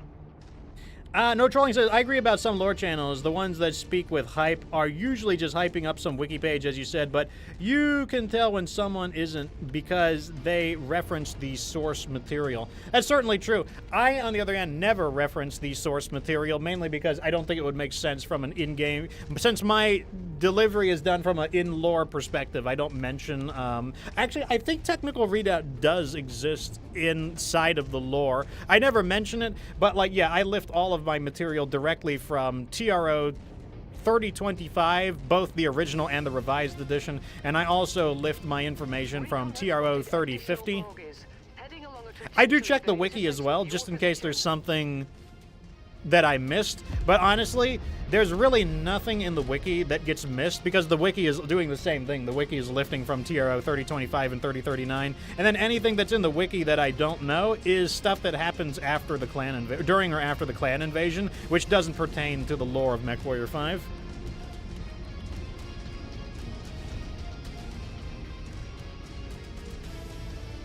So that is basically how I feel about it. The thing is, yeah, I agree. You can definitely tell when a channel is just regurgitating stuff from a wiki page, but that's only if you are familiar with the lore. Like, you have to have a little bit of familiarity, and you'd have to have read a little bit of the wiki page yourself. If you're a brand new person to the if you're a brand new person to the series, then you might not be able to differentiate on that. It's kind of like how, you know, if your car gets damaged and you're going in to get your car repaired, if you don't know anything about car mechanisms, it's hard to tell if the mechanic is pulling a quick one on you or not. Same with like dentistry. If you need work done on your teeth and you don't know anything at all about, you know, orthodontics, or even a cursory understanding, then you're kind of just at the mercy of what the dentist is telling you. And while you could get a second opinion, how would you know the second opinion is any more valuable or less valuable than the first opinion if you don't have any knowledge on the subject? Like, that's really one of the issues there. So, while sure, I can identify when someone is just, you know, reading the wiki page, especially if the way they're reading something just doesn't sound very organic. I feel like the majority of people, like especially new people, would not be able to make that distinction. Oh, I love a punch. Big Bobby asks, how can you play the game and not look it up? Very easily, apparently. There are tons of people who, they don't know the first, I mean, they just don't care about anything in the game. They just care about running around in a robot and shooting things. And, you know, that's a perfectly valid way to play the game. You know, if that's how you want to play the game, you know, have at it. Not the way I would do it, but like I said, I do value the universe and the setting. Like, take MMORPGs, for example. Like, people ask, like, why don't I play, like, Final Fantasy? If I like MMOs so much, why don't I play Final Fantasy 14? The answer is, I just don't give a shit about the universe of Final Fantasy 14. Like, it's as simple as that. Especially if I'm going to be spending, like, hundreds, potentially thousands of hours in something. You know, I need to care about the world that I'm spending hundreds, if not thousands of hours in. In fact, I would rather play, people say gameplay is more important than story. I actually don't know if I agree with that. I would rather play a game with bad mechanics and an interesting universe and story than a game with excellent mechanics and a story that I don't care about. And I mean, it's just evident in my library. Like, the games that I play all have a interesting story. One of the best examples is a Gundam game. I have a Gundam game for the PlayStation 3, Gundam Crossfire. That game sucks fuck. It's awful. It runs at like 15 frames per second. The voice acting is atrocious. The physics in the game are awful. You could fire a machine gun, and certain mobile suits are capable of traveling faster than the machine guns. The machine guns have no recoil, so you fire a laser beam of bullet projectiles. But I still play it anyways because I just love the Gundam universe, and it is just thematic enough that it does it for me. Like, it's good enough for me. So I can absolutely put my money where my mouth is and play games that are just garbage. And I've beaten that game like 6 times. Like, I've definitely got over 100 hours in that game. I still go back periodically and play that game. So it's a that is what I value in a game. I much more value the yeah, I'll take the salvage. We could probably salvage 1 mech. There we go. So we think I believe Greg's Longstriders are going to hit here as well. So we're just going to go ahead and try to get that bounty hunter intel real quick. Once again, even though it's not a particularly hard mission, this is a demo mission in a, it looks like the iron oxide. Let me get this guy in a mech. You got about, I don't know, like 70-ish tons or so. Let me see what chat said earlier. Okay, so we missed a question from Big Bobby, and it's a demo mission. So we missed a question from Big Bobby. He asked, "Do you take damage for walking through a building?" No. You could take damage from walking through a building, but not by default. You could walk through a building and not realize that there's like a gas canister or like a fuel tanker nearby, and then you could step on the fuel tanker. You could walk through a building and then step on a vehicle, and that will damage your mech, but walking into the building on its own will not damage your mech.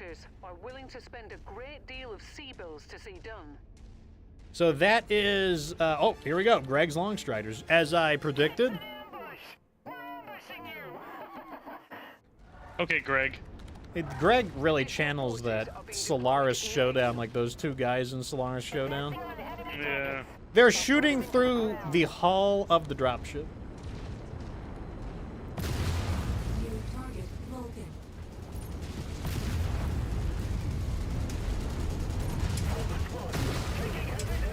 There you go. That's the end of him. Oh, it's 2 Vulcans. Well, they just wasted. Man, like, imagine just losing all of these mechs and making, like, no money because they failed their contract and they lost the mechs. And then in some cases, they don't even get to salvage the mechs because we took the mechs from them. It's like Greg's is, like, going to go out of business. Greg is like just like a mech supplier. Hey, Greg, yeah, there you go. Discount mechs coming straight at you. Okay, so the next question we got from Reddit was, why do you make boat mechs? Mech boats, basically. If you don't know what he's talking about, mech boats are basically mechs that are carriers of one particular... Well, they can have additional weapons, but they tend to carry a large quantity of a particular type of weapon, like a missile boat, a laser boat. You know, I don't think there's cannon boats. I don't think that's like a... I've never heard that term used. But yeah, like, why should you boat mechs? And he says he doesn't understand why you would mod your mechs in such a way. Like, yes, is there an advantage to boating your mechs? Is it good for the AI? Do people just do it for fun? What is the advantage of boating a mech? What do you think, chat, down there? You know, this is a question. Everyone can contribute their thoughts to it. Mission complete. Do you want me to go first, Doctor, or would you like to take this one first? I'm not first. I'll let you choose. Okay, so I'll go first. Boating a mech is definitely a beneficial strategy. Especially because he's asking, oh, behind us, we got a mech. He's asking in comparison to why not just make a balanced mech. They both have their place, but the value of boating a mech is, there's actually quite a few values to it. When you boat a mech, you are creating a very specific kind of mech build, and that means that the mech will very much excel at whatever role you specifically designed it for. So, for example, take like in clans, a laser boat would be like all medium lasers or just tons and tons of lasers. In clans, it's good against everything. You know, that there is nothing that the laser boat is bad against. In mercenaries, though, the laser boat is very good at drilling through specific parts of a mech, which can result in a very rapid kill, especially if you've got like 8 medium lasers on like a Hunchback 4P. That mech would be very good at destroying other mechs in close combat. It's especially good against light mechs because light mechs rely on their agility to avoid damage, and in this case, the lasers, just such an overwhelming number of very accurate lasers would make the mech extremely good. In fact, look at that, we got the Vulcan, so we just stole Greg's like Vulcan. It would make the mech extremely effective at destroying light mechs, so that would become its specialization. Now, in exchange, both mechs do have a weakness. When you become very specialized at one thing, you must therefore become weak at other things. It's a bit like evolutionary adaptation. For example, if a plant were to evolve into a cactus, it would gain the specialization of surviving in extremely dry environments with poor soil quality. But to become a cactus would be then to surrender your ability to survive in extremely damp environments like a jungle, and you would surrender your ability to grow in extremely nutrient-rich environments, which would like poison the plant.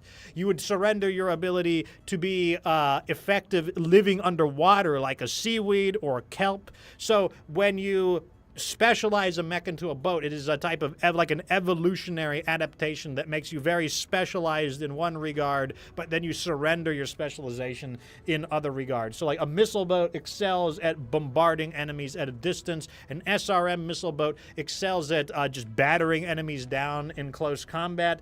And another benefit it has is when you do your mech upgrades. When you perform your mech upgrades, we're doing a story mission here, like one that we missed. This is a demo mission real fast. Just bang this one out real quick. 160 tons, it's just the charity case. I'm just gonna use the crab again, because this is supposed to be the crab episode, so if you want to use something else, you can. I'll run this thing. Here we go. Another benefit is when you get your weapon upgrades, your upgrades tend to be something like ballistic range, ballistic damage, ballistic heat. Well, if you have let's say you're like a Wolverine, you've got an AC-5, a medium laser, and an SRM-6. Well, if you upgrade your ballistic weapons, only one of your weapons benefits from that upgrade. Now, what if you're the King Crab car and all you have are 4 heavy rifles? Well, if you put ballistic upgrades on that mech, then you are benefiting all of those weapons. Whereas if you're like a Highlander, you've got an autocannon, you've got a long-range missile, you've got some medium lasers. Well, now the weapon upgrades, you would need to put on 3 upgrades if you wanted to benefit all those weapons. You'd have to put on like ballistic damage, energy damage, and missile damage, but now you're using 3 upgrade slots just to improve a single mech. So those are some of the advantages of boating. Maybe there's other advantages as well. Maybe there's like even playstyle preferences or whatnot. But those are just some of my reasons of what an advantage for a boat mech would be. Like, well, can you think of anything else, Dr. Sheriff Crab? No, I think you basically hit the nail on the head with most of what you said there. The only other advantage I could come up with is maybe if you want to go fishing, you can just like push out into the lake, But other than that, I really can't think of anything else. Honestly, I think you really just hit the nail on the head. Like, specialization of mechs is really effective. I mean, you could have two mechs quite similar. We've done it with the longbow, for example. One's booted with SRMs and one's booted with LRMs. Both extremely good mechs for what they do, but you know, both are extremely different play styles. But if you were to do a weird hybrid of the two, I think you would dilute both to a point where actually you kind of lose the synergy. I don't think there's a synergy. I don't think you like use, oh, I use a little bit of LRMs, a little bit of SRMs, and I get a better effect. I don't think there's a synergy. I think like when you really specialize those two mechs, it's like, okay, now we're looking really good. Yeah, and like the thing is, a mech can be specialized without being a boat. A good example is like the Highlander Vest. The Highlander Vest is not a boat mech, but it is definitely specialized in rushing into your face and like obliterating you. So like basically, it does not mean that the only mechs that are effective and specialized are boat mechs. You also can have more balanced mechs. Like you can have what would be like considered a brawler mech. A brawler mech is a mech that is kind of like a general, everyday, balanced mech. And those mechs have the advantage, especially in situations like beachheads. Because in a beachhead, you have this situation where the enemies are all over the place at a wide variety of ranges. There are turrets, there's helicopters, there's battle mechs, there's all kinds of vehicles at all different ranges and in all different directions. And it comes into a situation where, like, yeah, that's where, like, a more balanced mech can actually be quite valuable because you are able to respond to a wide variety of threats. And you don't have to worry about, oh, I'm not far enough away or it's too close. So, and also, like, some of the mechs that I will use are skirmisher mechs. Like, I'll use the Dragon. And in the Dragon, I'll use the LRM-10, the AC-5, and the two lasers. And I'll do that because I will use it as a multifunctional mech. Like, I will hunt down smaller mechs where I don't need all of the firepower, and the mechs, they can't escape me because I'm fast enough to keep up with them, and then I have my long-range weapons. I can also use those weapons very effectively to thin out, like, helicopters, turrets, tanks, etc. And so it plays, like, a different role. And it is still specialized. Some people might consider that an unspecialized mech, but in reality, that mech is specialized at sweeping away the large numbers of weaker mechs, like scrambling around the battlefield to clean up the battlefield of less vital but very numerous targets, and like because of their numerous quantity, they can start to chip away. You can start chipping you down. If you just have helicopters over you, just buzzing around, blasting you, and you know other people are just focusing down on the what do you call it? The mechs, then like the helicopters can wind up doing a lot of damage. It can also just be really confusing. Like you could have a situation where your radar is just filled with all of these enemies, and you're just like, God, there's so many enemies here, and they're just kind of confusing me. Having a guy there to like thin out all of those radar contacts can be extremely valuable. So that is another example of how the mech has a wide variety of weapons, but is still specialized at a particular task, and that particular mech would perform very poorly if you threw it into a non-flexible battle. Like if you were using the standard Dragon to just engage battle mechs, yeah, your Dragon won't get very much mileage because that's not what it's made for. The Dragon is the gopher mech. It goes out and it basically is a giant bully. It goes around and bullies all of the weak targets so that the more specialized mechs can have favorable battles. Like the Dragon bullies the small targets so that the Hunchback can focus on killing the battle mechs and not get bombarded by like an LRM carrier, not get bombarded by, you know, helicopters in the distance, not get like constantly harassed by like 3 scorpions. That damage adds up, and having like this Dragon who's quick, long-range weapons and some short-range weapons still capable to sweep those up and then be able to ambush enemies, and the speed of the Dragon allows it to make the most use of its lesser close-range capabilities, but it can get behind the mech. And let me tell you, 2 medium lasers and an AC-5 will still do a lot of damage to the rear armor of a mech, making use of the Dragon's speed. It's a playstyle that you won't see as frequently because it does require more knowledge of the game, more familiarity with the game, but it can be very effective. And it's a strategy that I use on a pretty regular basis when I am not, you know, doing a playthrough where the certain mechs are voted for. But yeah, those are my thoughts on what I think is what you should be doing in regards to whether mechs should be boated or not and what their advantages are. We just okay. Oh, go ahead. I think the only potential downside I can think to like boating a mech is, first of all, if you're not particularly good at a particular playstyle, but then it's a good opportunity to get better. But maybe, you know, because you have procedural generation in this game, you can't, and it'd be very rare, but there is the potential if you boat a mech and you think, okay, I'm gonna go in here and play like the long range style, and then like you just launched into a mission like we've had here, like maybe in a more difficult style, and it's like, holy crap, I'm like just like being spawned in on top of a whole host of enemies, or you end up in one of those stupid missions where you know, they're just spawning in hundreds and hundreds of enemies just for fun, just to like annoy you. I think that's the only time I can imagine boating could possibly. It can also benefit you because you could end up, you know, be boating SRMs or small lasers or something and just destroy everything close up. But if you're boating LRMs and you had a whole bunch of just thrown on the top of you, that might be a bit nasty. But that's a very, very rare one-off, and I certainly wouldn't be building my mechs around it. But it's if I was just playing Devil's Advocate, it's possibly the one potential time where you might get caught out. Yeah, well, I would say the place where boating SRMs may backfire on you is when you're boating SRMs on a 44-kilometer mech. Like if you're boating SRMs on a, stalker, you could.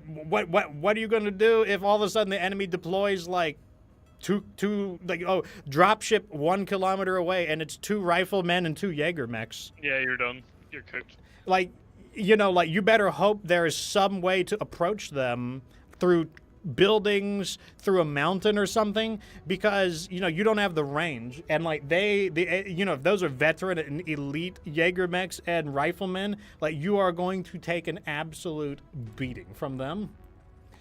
So it's like, yeah, it's like as a specialized mech, you can run into the perfect situation where you don't excel. But, oh, we might get the mission here. We're trying to hunt a mission against the Blackhearts, the mercenary company there. Macronax says, good day, everyone. Hope you are all doing well. Welcome to the show. We are just about ready to wrap up. We're going to see if we can knock out one more mercenary, though, while they're here. This one looks good. 2.7 million C-bills. That's, see, 2.7, okay, it's a level 9 mission. One of the lowest level missions in the game, paying out 2.7 million C-bills. That tells me that we got some mercenaries to deal with here. So let's go and beat these guys' asses. I'm just gonna use the crab again. This is the crab. This is like, you know, Mr. Pinchy's episode, so. It's like 145. Oh, dear. Oh, I'll let you pick your mech. We could do it with even 2. Even 2 is fine. What have I got? Oh, like up to the victor. I'll bring in this guy. I think we could do another 25 zone. We can do Flea. the flea. Look at the flea. Like, sneaking the flea in here. Oh, it's a demo mission. Macronax says, no, I missed it all. Well, you know, at least you get to see this mission, and we're going to go knock out these mercenaries real quick. We've been contracted to burn it to the ground and leave nothing left to be used by hostile forces. Good hunting. Attacking now? Yeah, here they are. So these are the Blackhearts. I don't know much about these. Are the merc companies I don't know that much about. I was having a chat with somebody in the Discord, like one of our MechWarrior fans wanted to chat, and he was like surprised that I liked the flea. I don't like the flea as much as look at they're shooting through the damn hull of the dropship. I'm like, okay, guys. Oh, that's what we're definitely gonna need that evac. There's no doubt about that. But yeah, he was surprised that I like the flea. Like, honestly, the flea is pretty good. I don't like it as much as the fire starter, just because I will say I do prefer. Oh God, I forgot. The heat, the heat. Good job, Commander. Those mercs will think twice before. I don't like it as much as the fire starter, just because I do prefer having the extra armor. But it is still a very competent mech. It can do quite a bit. It does a lot of damage for a 20-ton mech.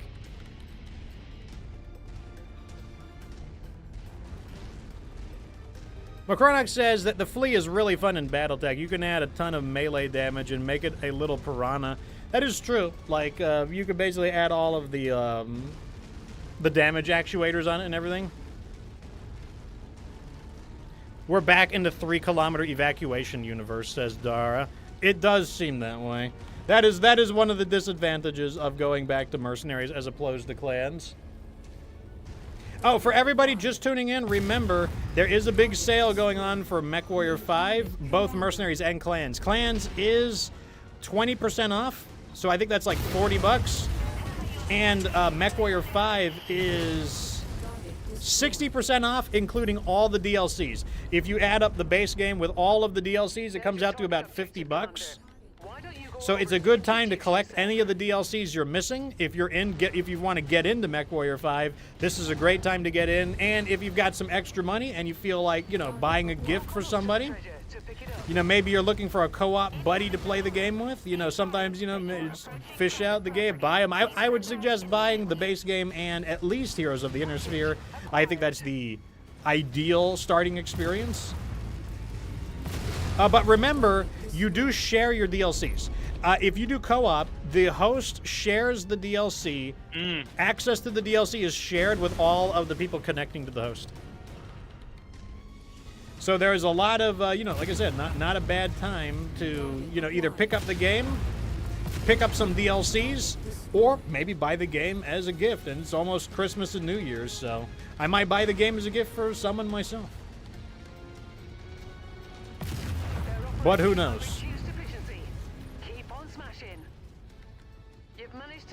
Okronak says, in Battletech, the Flea may be the only mech that can do 0 death from above damage to itself. That is true. Like, you can, it's light enough, and you can apply the shock of, how do we get into this base? You're telling me you didn't find it? Yeah, I'm looking for the entrance. Huh. I'm just trying to get inside so I can trash the base. I must have just missed it. I must have looked away at chat exactly at the moment. Oh, you can't get through that. Yeah, I mean, I don't see it either.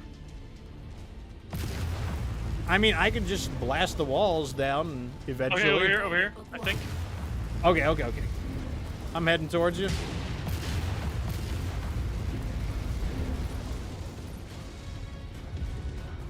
We need to Skyrim our way up. That is dangerous in this game, because you can get stuck very easily. The reinforcements are here. I'll deal with them.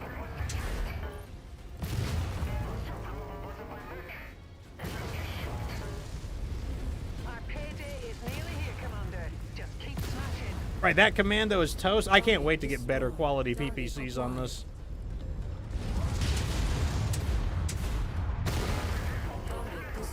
Damn, I PPC'd him into the Shadow Realm. His mech just totally disappeared. Alright, great job there, Dr. Sheriff Crab, finding a way into that base and trashing it. I literally had no idea. They're like, oh, bitch, you wish you had jump jets, asswipe. I know we're never done trashing their jump jets, are we? No, that's never going to happen. I mean, the problem is that the jump jets are just too clumsy, and I don't want to spend the weight on them.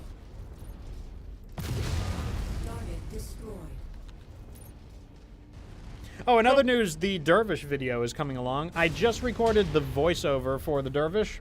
I do need to record the TikTok voiceover. That's very easy, though. Like, it's only, like, you know, 60 seconds long. But yes, I will be doing that, and then I just need to clean up the audio, and then I can begin putting the Dervish together.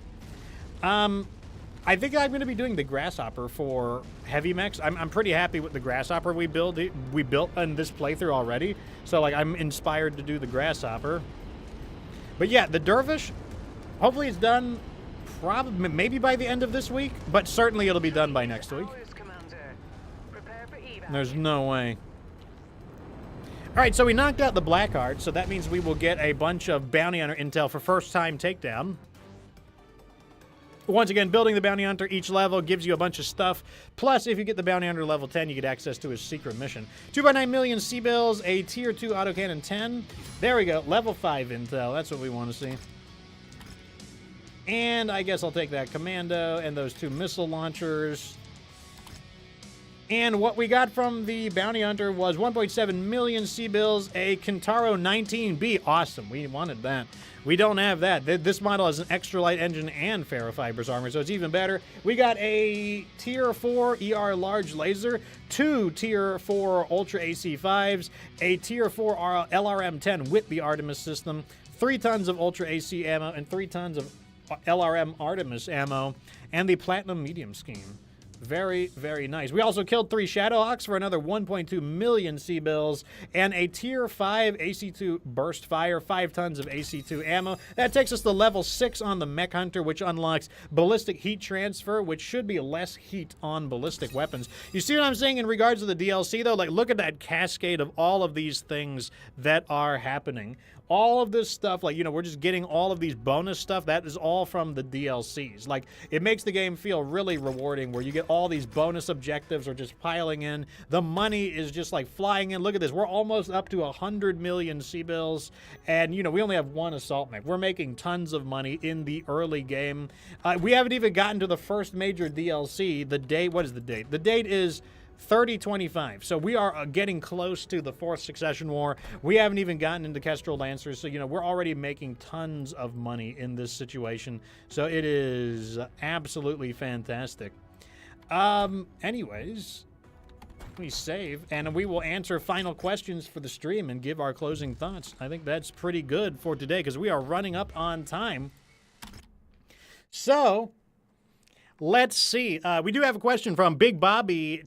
He asked, which model of the Shadowhawk do you recommend? Obviously, the Hero Mech, the GD, is going to be the best. I think the Sheriff might be more qualified to answer that one than me, though, because I don't really have the Shadowhawk models memorized. Like, do you think there's a particular Shadowhawk that stood out that wasn't the Hero model, the GD? They're kind of all pretty similar, to be honest. As long as, like, I think, like, if you're building them with AC5 and a couple of SRMs, you're doing pretty nice. I'll warn you, it's a workhorse. It's not going to be a mech that's going to be, like, you know, amazing, to be honest with you. But it's a workhorse. It gets the job done. It's really good for raids, really good for that kind of thing. It, like, you know, it chases down light mechs pretty nice at 81 km/h. It's pretty good. I haven't played with them all. I'm very interested to see what the melee one's going to be like. We haven't got to that yet. So far, kind of all of them, I guess. The 2D is probably the best, considering you can get 3 missile slots on it, so you have a little bit more customization. But I think, like, really do not try and fill all of the slots. And yeah, I go with the 2D so far, but the hero is the best, and I'm very looking forward to seeing what the melee is going to be like. So that's kind of my answer. Yeah, I'm going to say, yeah, whatever the Sheriff says, because like I said, I don't have enough familiarity with the Shadowhawk. That'll change by the end of this playthrough, but, you know, we'll see. Chubby David says the Shadowhawk 2D and 5M are nice. Yeah, more missiles are going to be good. Dabby Teddy Bear says, I wonder if there's ways to sneak past mechs in Battletech. Could you sneak past mechs, or are your chances just better outside the mech? Well, that sounds like a lore question, and then there's a gameplay side to it. To the gameplay side, I don't think you can sneak past mechs other than just avoid entire areas, except in infiltration, because that's exactly the point of it. But in the lore, absolutely, that's what ECM mechs do. In the lore, an ECM mech prevents you from detecting it. So you could do Black Ops stuff. You could do Black Ops wet work by using like a Raven with an ECM, and then you would not be detected. They would have to rely on visual targeting. They would have to, like, someone would have to physically see your Raven. And if you have stealth armor, you can't even use you can't use a radar if you have stealth armor. What stealth armor does is it basically has these special types of heat banks that are built into the armor. And what happens is when you activate the stealth armor, you turn your ECM jammer on, and that prevents electronic types of detecting you.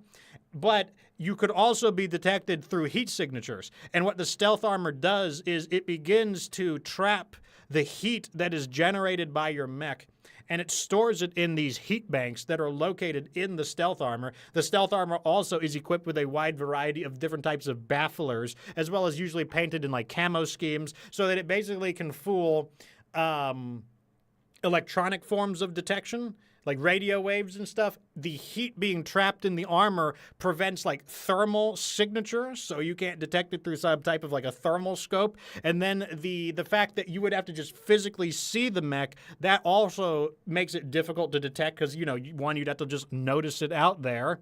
And it will typically have a camo paint job, so even physical detection of the mech could be quite difficult. If you think that seeing a machine could be quite difficult, let me tell you, tank camouflage absolutely works. I've been through the deserts of California before, and my dad said, when he was alive, my dad said, oh yeah, you know, there's tank practice going on. And I was like, what?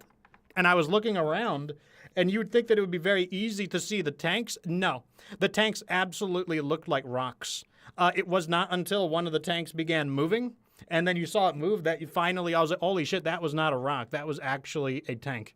So, like, yes, even the camouflage would be effective for visual detection. So, yes, you could absolutely use ECM technology and stealth armor and camouflage to avoid detection.